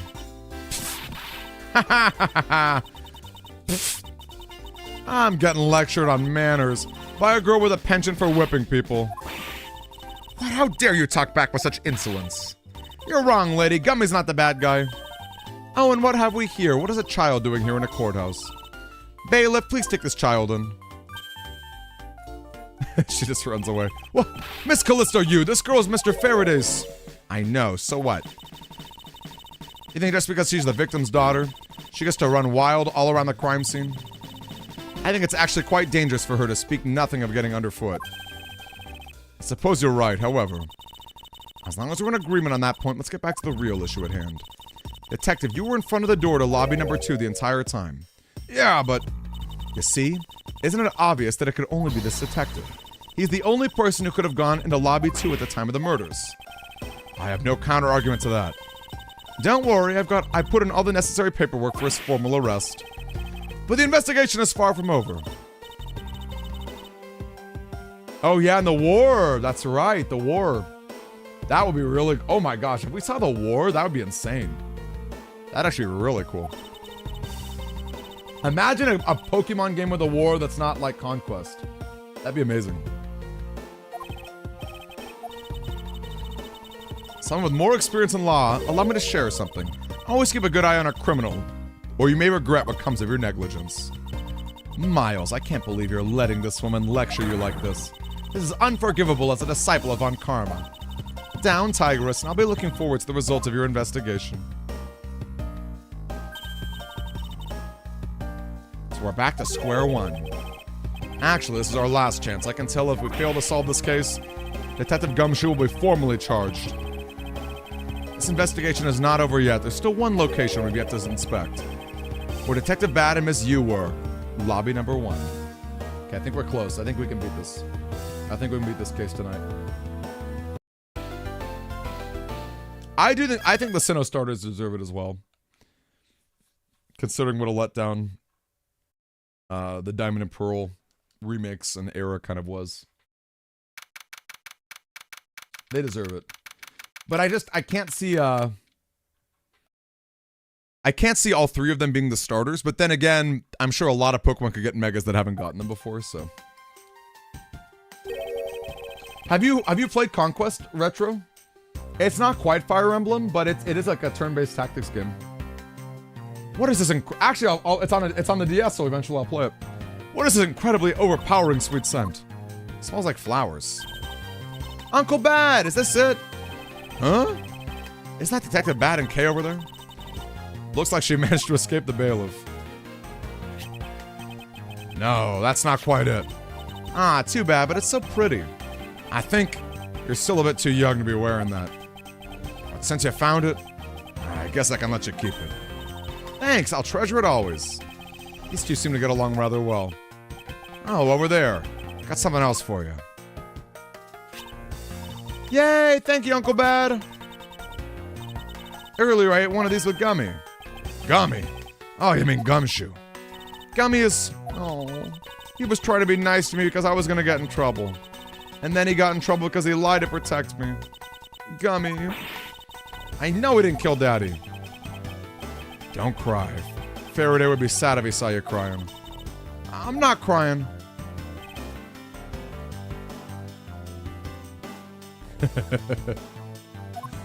There you go.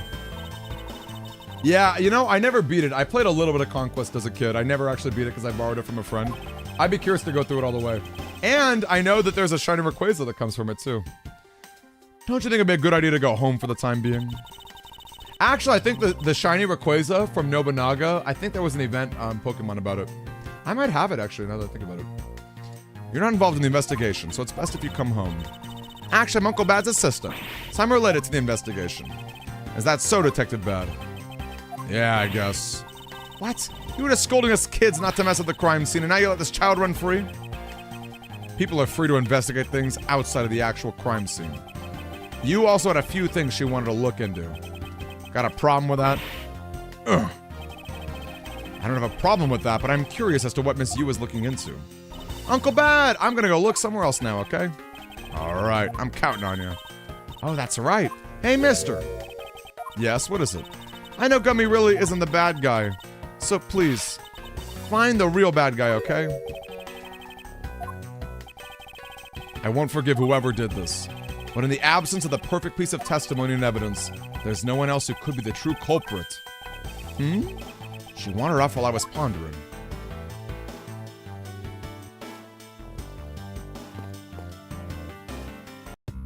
Oh, what? Oh, that's weird.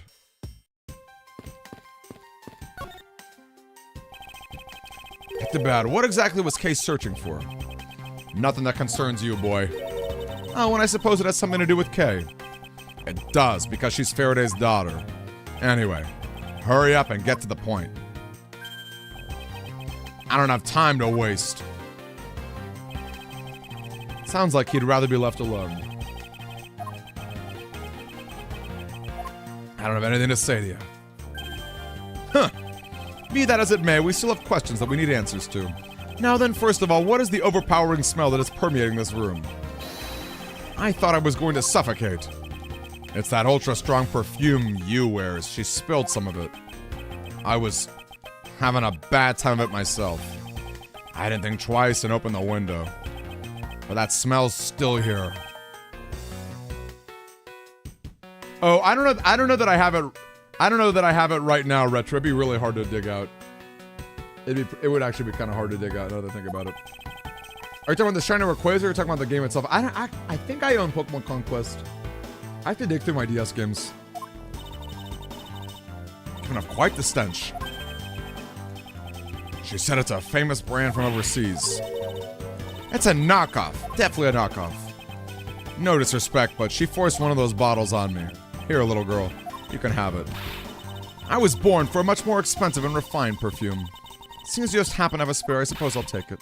Miles Edgeworth, you will hold on to this bottle without fail. Why can't she ever be honest about what she wants?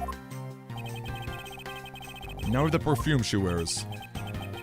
Is that all you wanted to talk about?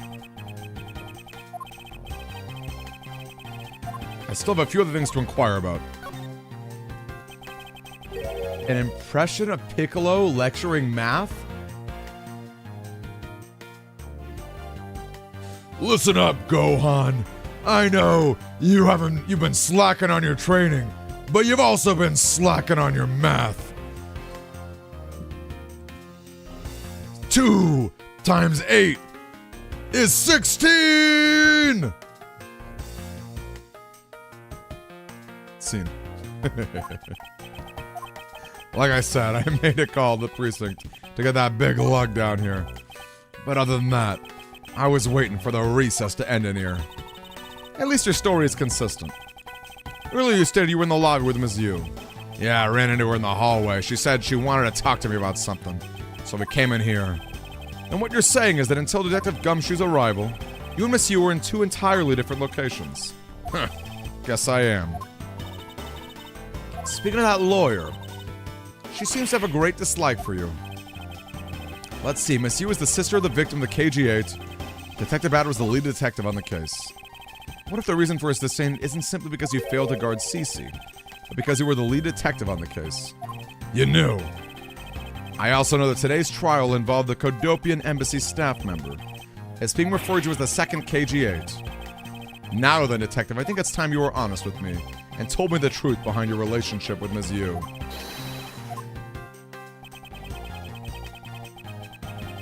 If you already know that much, guess it'd be alright to tell you. How come we don't have Detective Bad's theme here? Now then, I'd like to ask you a few questions about the KG-8. Other than the people who were directly involved.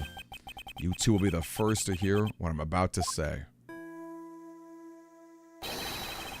The honest truth behind the KG-8.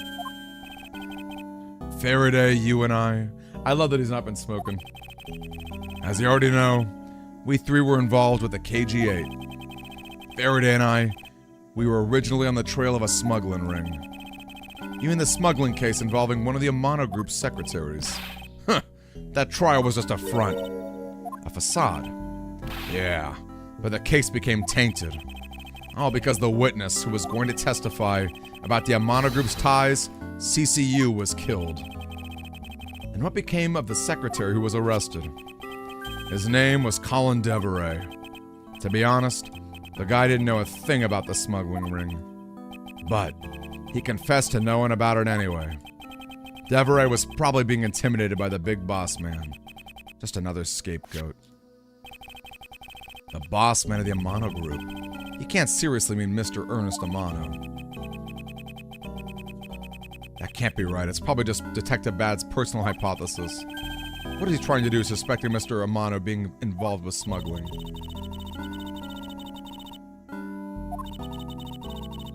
The man who killed CCU, Manny Cochin, was a completely different person. Since he's already been acquitted once of murder, Mr. Faraday, how could you have let him go? Yeah, that's right. Sanji and Bad with their lollipops. That wasn't Faraday's fault. It was my fault that a piece of evidence got stolen. I wasn't vigilant enough. Faraday and Cece were supposed to protect them both. I know Detective Bad was supposed to guard her sister. But even I was supposed to protect them. I fell into their trap. What kind of trap? Huh. The holes in this jacket are a testament to that trap. Whoa! You mean you were fired upon? You were shot upon that many times in one gunfight? No. Only about half of these are from that case. But the reason I continue to wear this jacket is to remind myself of the lessons I learned from the KG-8 incident. I see. Couldn't protect CCU, and the suspect was found not guilty. We hit a brick wall, as far as the law was concerned. And that's when she came to the courtroom, the victim's sister. That's when I first met Callisto Yu. About when you first met Miss Yu, it was on the day the verdict of the KG-8 incident was handed down upon, wasn't it? Yeah, Faraday and I, we apologized to her from the bottom of our hearts. It was all we could do, but just saying you're sorry won't bring my sister back, she said. And she gave me a hard slap across the face. Well, she certainly had a lot of self-control to stop at just a slap. If it was me, not even 100 lashes would be punishment enough. Suppose not. You said it herself. That she never wanted to see either of us ever again. But after that, you've seen her many times over, correct? Yeah, Faraday and I, even after the KG-8 incident had come to a close, we continued to hunt down the smuggling ring and got involved in a variety of cases. But it was no use. We cracked so many different cases. But the result was always the same. We couldn't find the real mastermind behind the ring. Is the ring really that big? It was in the pursuit of that ring that we met you once again. It was during another trial related to the smuggling ring. Faraday was the prosecutor and I as the lead detective. We took to the witness stand. She appeared out of the blue as the defense attorney. Her client was related to the smuggling ring, and she was defending them. Yeah. You was pursuing the ring as best she could as a lawyer. I think she defended Rel this time for the same reason. Come to think of it, Miss Yu did say something to the same effect.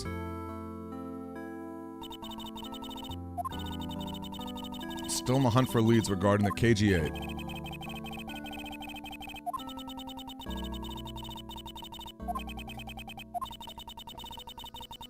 The Only way I had to get close to Mr. Rell was to be his lawyer. I had no intention of covering up for him. Ever. So don't you dare suggest I was going to. Huh. It doesn't matter what her reason is. Helping a criminal is just despicable. You're so naive, little girl. I could have stolen this lollipop from you, that's how naive you are. How dare you insult the daughter of Karma? Just like us, you felt that she had hit the limit of what the law could do. That's all. The law is merely a tool, there's no limit to it, only the skill of the craftsman. You two are still too young, but one day you'll know what I mean.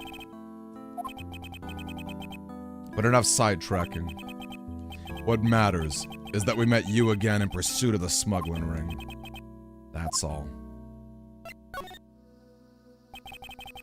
So what was your relation to Mr. Faraday? You even seem like you know Kay fairly well. I met him when he was a rookie prosecutor. Known him ever since. And Kay, I've known her since the day she was born. Faraday and I, we cracked quite a few cases together. But you two seem to have made no progress at all in the Yatagarasu case. Did we touch a nerve? Huh. I only have one thing to say to you. No one knew more about the Yatagarasu than me and Faraday. That's why I was called upon to testify in today's trial. To prove that Rel was not the real Yatagarasu. Which I would have done if he hadn't turned around and accused Faraday.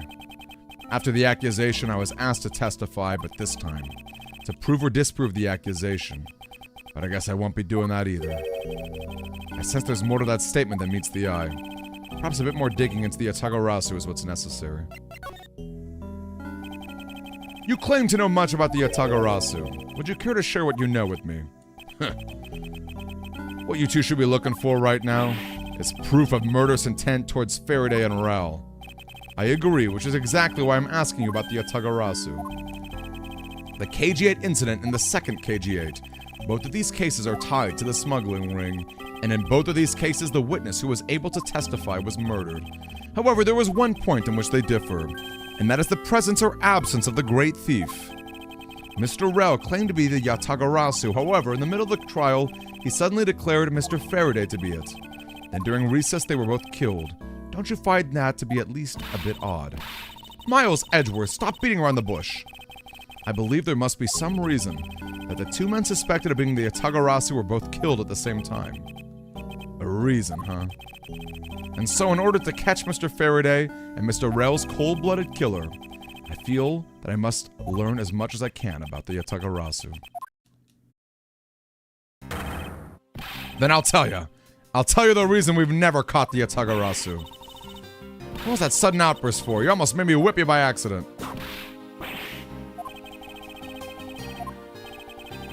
There are three main reasons why the Yatagarasu will always be one step ahead. First, the Yatagarasu always knows the exact location of the target object. Second, the Yatagarasu always knows exactly how to disarm the security system. Third, the Yatagarasu doesn't leave a single shred of evidence behind, ever. I see. So those are the special traits. Sounds like an incredibly elusive thief. The Yatagarasu has never been caught on tape, never tries to draw anyone's attention, and would never do something as lowbrow as commit murder. That's how I knew that Rel wasn't the real Yatagarasu right away. But you can't use that sort of logic on its own to prove that he wasn't. Huh. Listen, little girl, I'm not done talking yet. What's different about this time was that evidence related to the smuggling ring was sent to the police. And the sender was none other than the one who infiltrated the Cadopian embassy, the Yatagarasu. The Yatagarasu sent the evidence. Until now, the thief would always publicize any corrupt dealings through the mass media. But not this time. The evidence this time was something only Faraday and I, and a select few others knew about. In that case, how can you be sure that you knew it was the Yatagarasu who sent it? That's easy. A special card that only Yatagarasu uses was attached. That's how I can be so sure. What sort of card is it? That's interesting. I think, When he wants to publicize something, a white card is sent along with the stolen information. But when we questioned Rel about what was sent along with the white card, Rel had no idea what it was. Thank you very much. I have a much better understanding of the Atagarasu now. Huh. Excuse me, Mr. Edgeworth. His Honor would like to transfer the evidence from today's trial to you. If you could please head over to the courtroom, it would be much appreciated, sir. Detective Bad, what does the law mean to you? Finding the answer to that question is the only reason I'm still alive. I became a prosecutor to find the answer to that question myself, and to play a part in ensuring that all criminals everywhere are found guilty.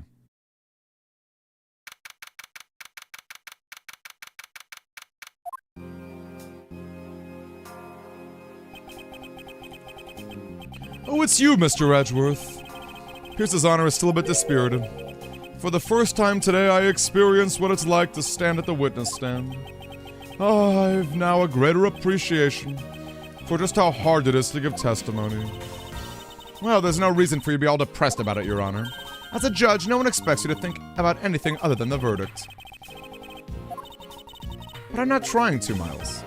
Your Honor. Your Honor, I've come to collect the evidence that will be transferred to me. Your Honor, the evidence? Your Honor! Oh! You! Yes, how can I help you?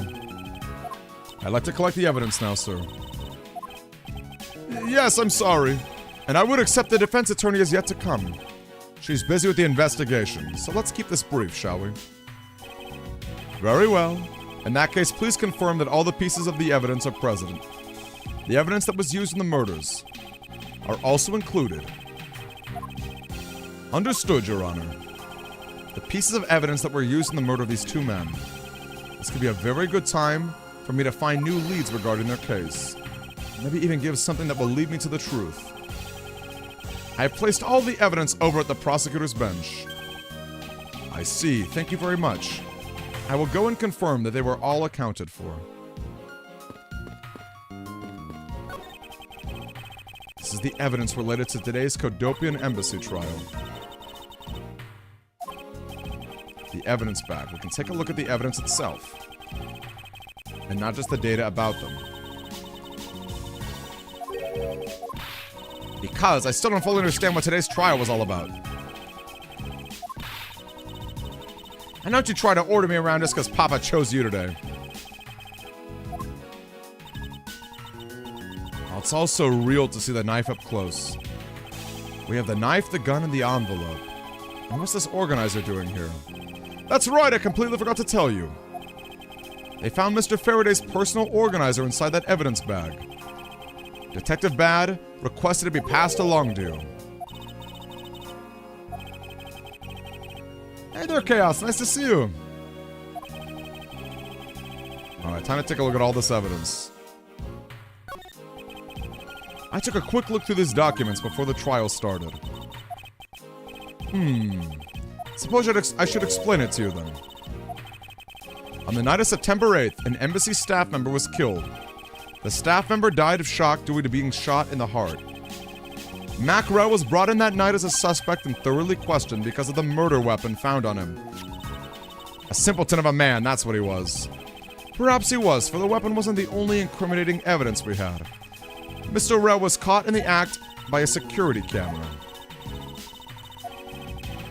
The Kodopian embassy security system is supposedly very well designed. He may have simply not been aware that there was a camera in the area.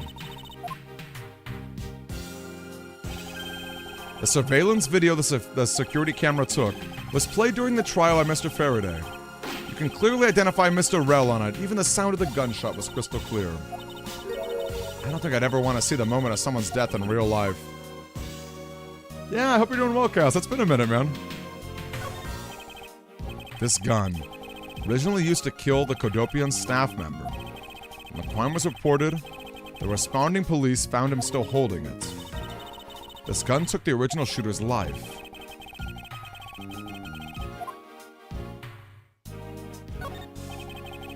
The knife that was used to kill Mr. Faraday. Who would have thought such a beautiful piece of art could be used for such a cruel act? That's never crossed your mind to use your writing crop for the wrong purpose.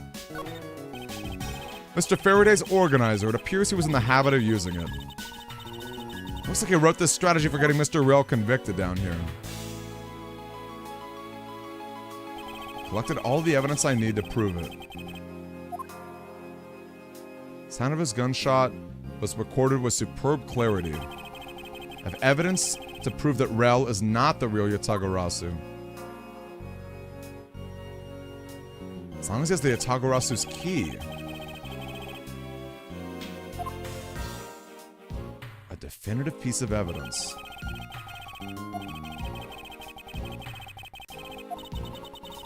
Get a way to prove that Mr. Rell was the guilty party.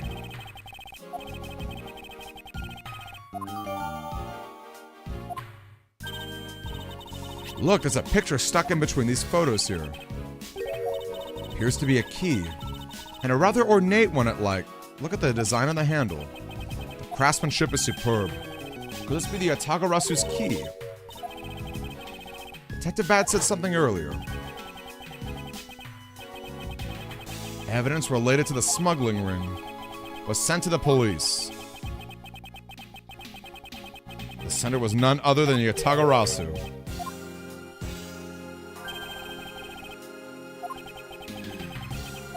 Until now, the Yatagarasu would always publicize corrupt dealings through the mass media.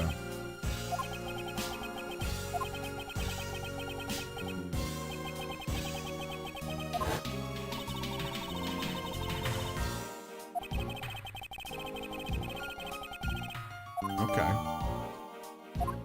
There's a lot of data there. That's odd. Mr. Faraday didn't mention anything about a knife in his organizer. The weapon that was used to kill the Kodopian embassy member was the gun. But if that's the case, then where did the knife come from?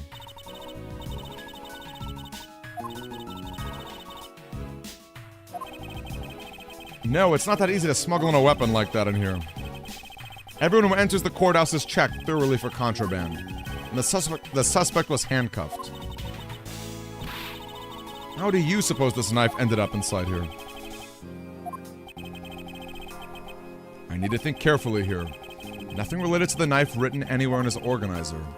However, there's a fact that this knife came from Mr. Faraday's evidence bag.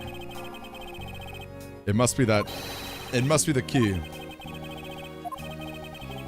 I believe I will need to take another good look at the evidence.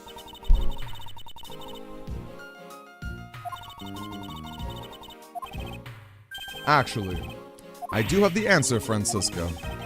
One of the pieces of evidence we've been holding has been hiding a secret of its own, and it was through this piece of evidence that the knife was brought into the courthouse. Take that! The Yatagarasu's key he mentions. This is how the knife was brought in. Huh. You just need to look a bit closer, Francisco, to see what I mean. Don't the color and ornamentation remind you of anything? They do remind me of the knife. Very good. Both the Yatagarasu's key and the murderous knife have this very unique design on their handles. Even though he mentions the Yatagarasu's key, the only object we found was the knife. It appears that you finally caught up. And yes, I do mean to say that these two pieces are in fact one and the same.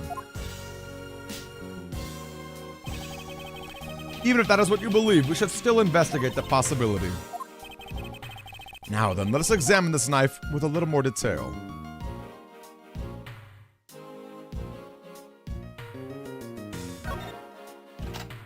Aha! I can't believe it turned into a key. To think there was such a trick to this thing. The weapon used to kill Mr. Faraday is actually the key that Yatagarasu stole. Yeah, that is some very critical information. Frankly, I'm shocked. Mr. Faraday only mentioned the key aspect of this. Possible even he had no idea the key was hiding a blade inside. Only someone who knew about the key to the knife trick could have killed him. Even among law enforcement, it was top secret. I mean, the only person it could be is the one who sent us the key in the first place. The great thief Yatagarasu. And maybe Mr. Rell really was it. And he was the one who killed Mr. Faraday. Not really, especially since Mr. Faraday was absolutely convinced Mr. Wright was not it. As Detective Bad said earlier, there was no calling card for him, or rather he didn't know the calling card.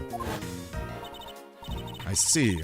Alright, then I guess the person who knows the trick behind the key is someone else, and that person is the real Yatagarasu.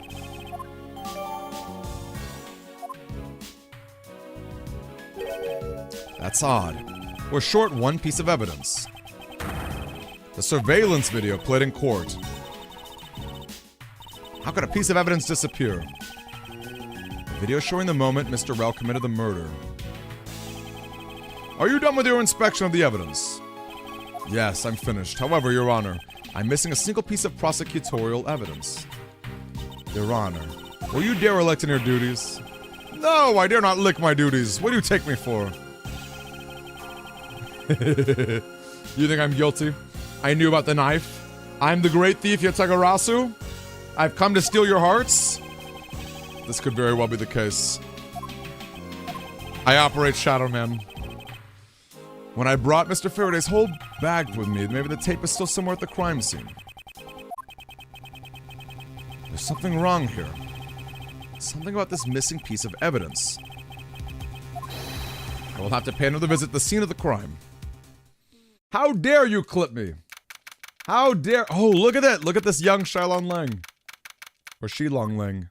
Is it Shilong or Shilong? That's Detective Bad, but who is he with?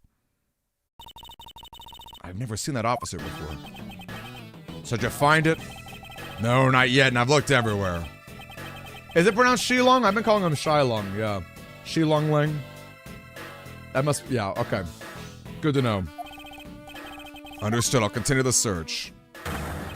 Heh. See the one running this show. Prosecutors like you shouldn't even be allowed at crime scenes.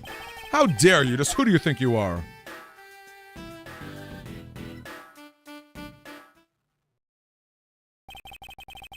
What was that about? And who was that man just now? I've never seen a more impudent officer in my life. Does he even know that we're standing right here behind him? I know you're standing right there. What do you want, kids? Looks like you were paying attention after all. Of course I was.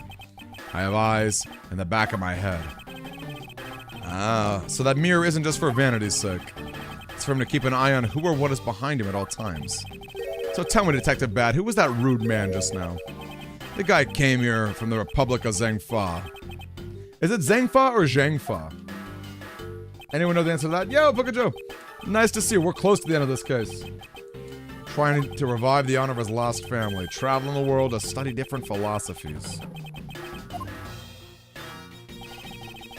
By visiting various police departments. Got a lot of dedication. So just a rookie cop, but I sense a strong grudge of some sort.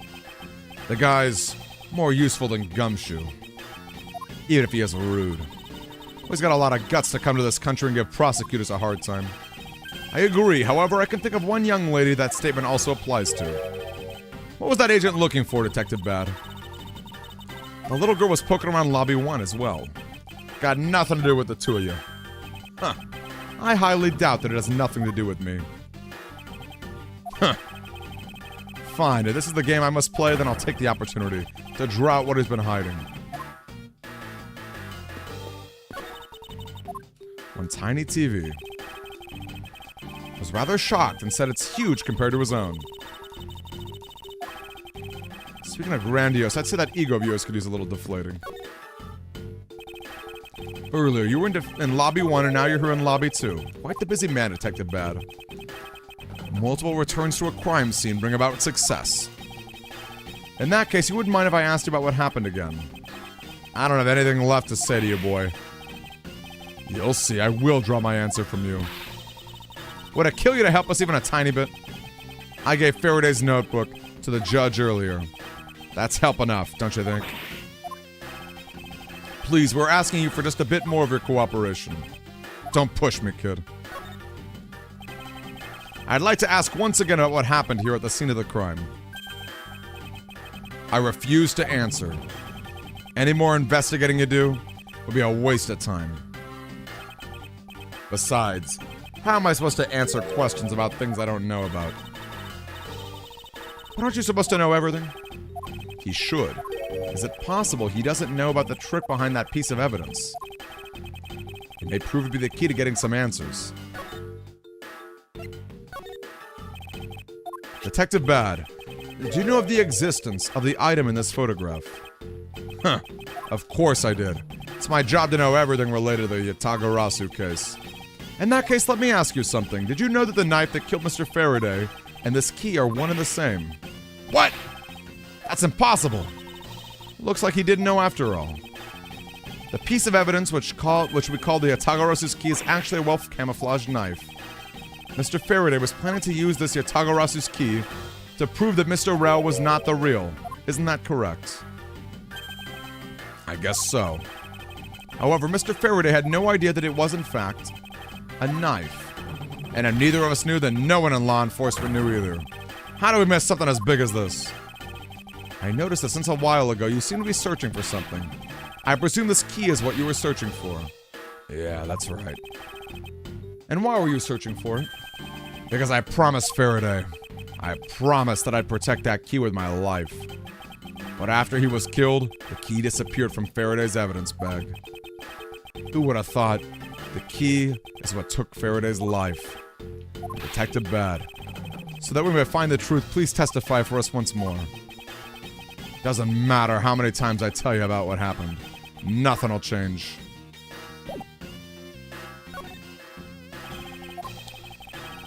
I ask that you please testify once more about what happened in lobby number 2. My answer is still the same. And this is the last time I'm gonna do this. And that's fine, because I only need this one last time to clear everything up.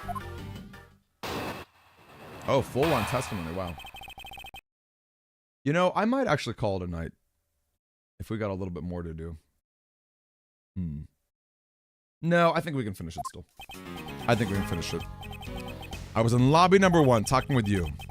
We were talking about some trivial things. I heard the gunshot right before the trial was about to reconvene. When we heard it, you and I immediately dashed out in the hallway. I saw Gumshoe goofing off around there, and we all ran into lobby number 2. Sounds like the exact same story he told us before. However, I feel we've yet to draw out all the information that we can. I might, Hedgehog. I'm not sure. I might. I think I'm really close. I think I'm really close to beating this. I think I'm extremely close. I was hoping you could expand on what exactly we were discussing with Ms. Yu. Trivial stuff. It was nothing important. That's for me to decide. I suppose that's for him to decide.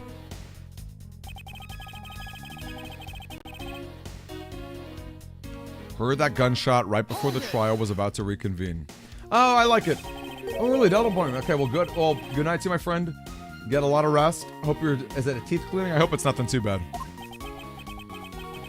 Gotta get all that plaque out, right? Didn't hear any other strange sounds until that gunshot. If the gunshot was really the one from the murder, that would give that other piece of evidence an entirely different meaning. Didn't hear any other strange sounds until that gunshot.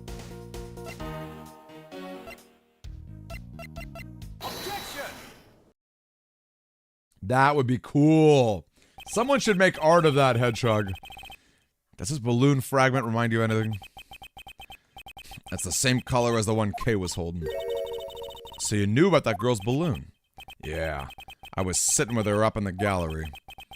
During the recess, just before we split up, I filled up that balloon for her. Well, as you may have already surmised, this piece did indeed come from Kay's balloon. So what about the balloon? I wonder if you might remember hearing this balloon pop at some point. What are you getting at? This fragment was found in the hallway right in front of lobby number 2.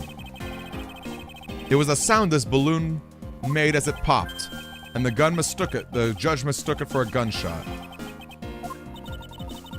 On top of that, his honor said that he heard the balloon pop about 20 minutes before the trial was about to reconvene. Which means his honor heard it in the hallway when you were there in lobby number 1. And if you were there in lobby 1, you were close enough you should have heard it. So? Don't give me a so. We'll just prove there's a flaw. The crackling of the truth is louder than the sound of your sweet naivete cracking. Is it naivete? I think it's how you pronounce it, naivete. And since you kids don't seem to know, let me fill you in on something. You ever stop to think why doors and walls seem so rugged?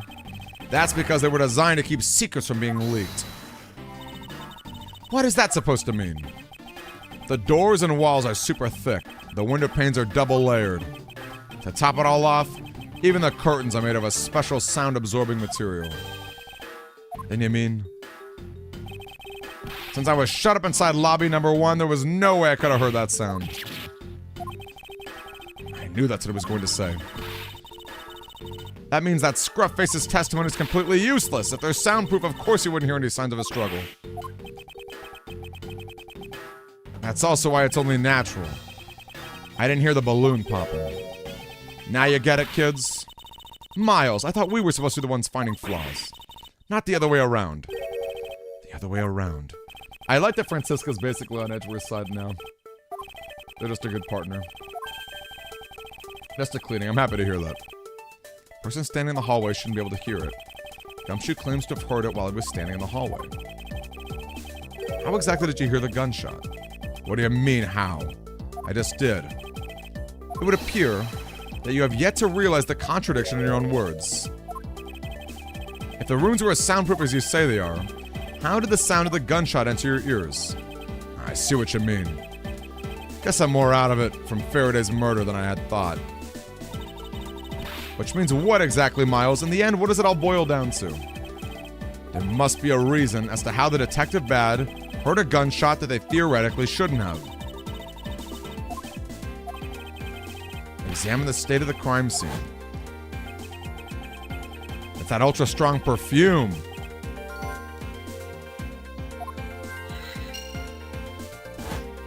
Oh, because the windows were open?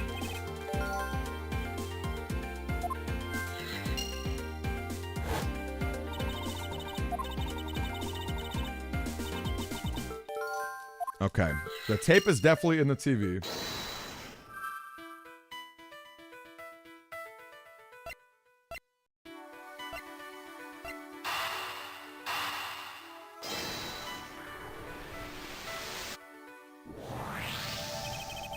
It's simply not possible for the killer to have escaped through barred windows, and yet the fragrance of the perfume managed to escape. Of course, incorporeal things can move freely through open barred windows.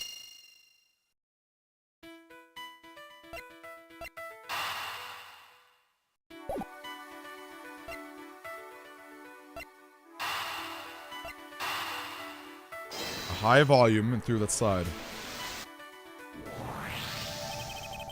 Now then, what else besides a smell can go in and out of an open barred window? Sound. No matter how careful the killer was, if the windows were open, the jig would be up.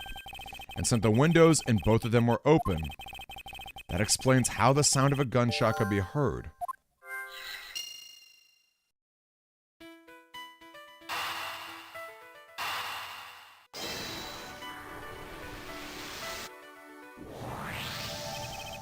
The missing piece of evidence is a video that shows the moment in which Mr. Rell killed the embassy staff member. The sound of the gunshot left quite an impression on me. Ah, the video played the gunshots. If it disappeared after that time, possible the tape is still in here. Eureka! The gunshot sound no one should have been able to hear in the first place. Well, that's huge. That's a huge breakthrough. Stop wasting time thinking. Let's start looking. It's not a waste of time to think, for I figured out where we should look. Examine the television. You kids have fun. Go ahead and examine whatever you like.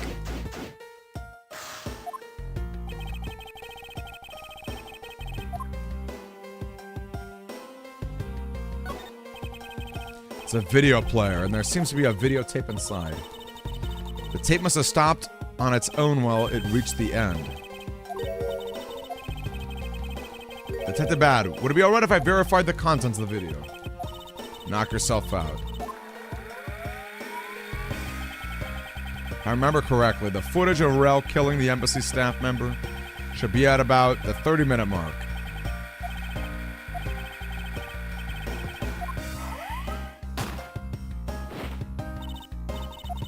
This is the footage of Mr. Rowell shooting in the embassy staff. The missing piece of evidence.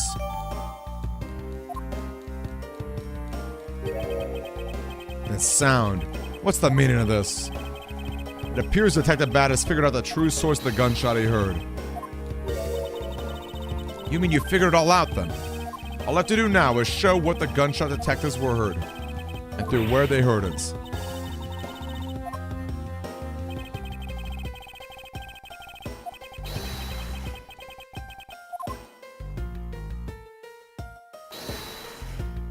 Yep, they heard it through the TV.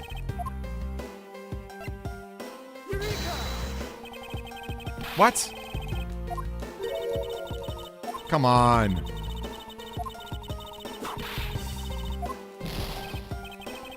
How does that not work? Am I supposed to point to the actual VCR?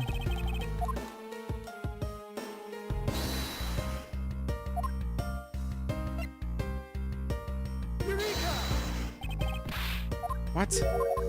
How is this not working?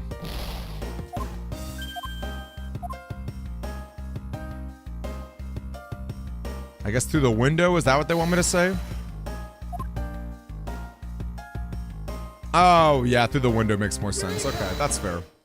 That's fair. If the door and the windows to the crime scene were closed, the killer could have used the gun and no one would have been the wiser. However, what happened in reality was, Detective Gumshoe, Detective Badham, as you, all of them heard the gunshot. The windows were open, so naturally the people in these locations could hear it. But then why would the criminal open the window in the first place? Correct. That's the only logical conclusion. Why was that necessary in the first place? I want a real answer. To fabricate an alibi.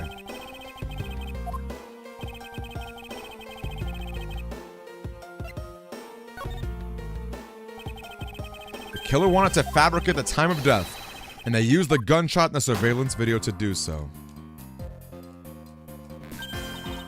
So that's why the tape was left running. You mean the gunshot I heard was from this video? Yes, which means the murders really occurred in an earlier time than what we thought. Must have been during the recess.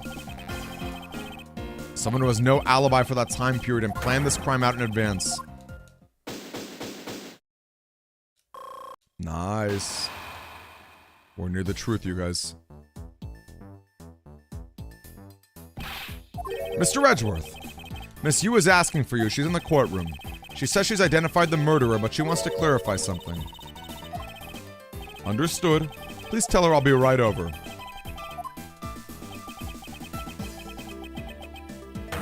It would appear that the time has come to uncover the truth.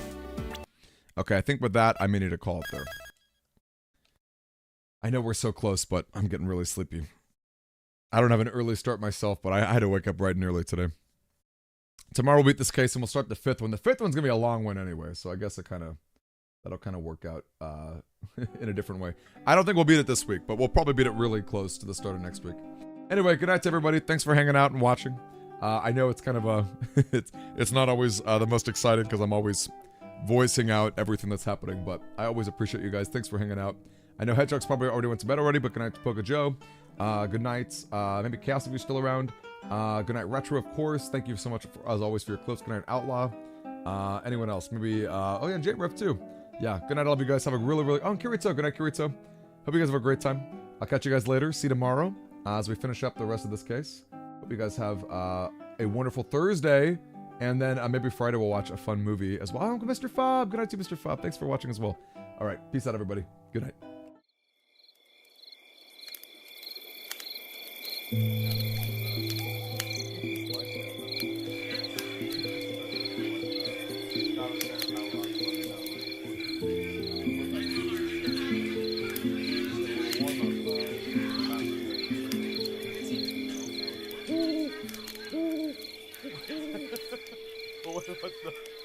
What's the general dummy operation? What's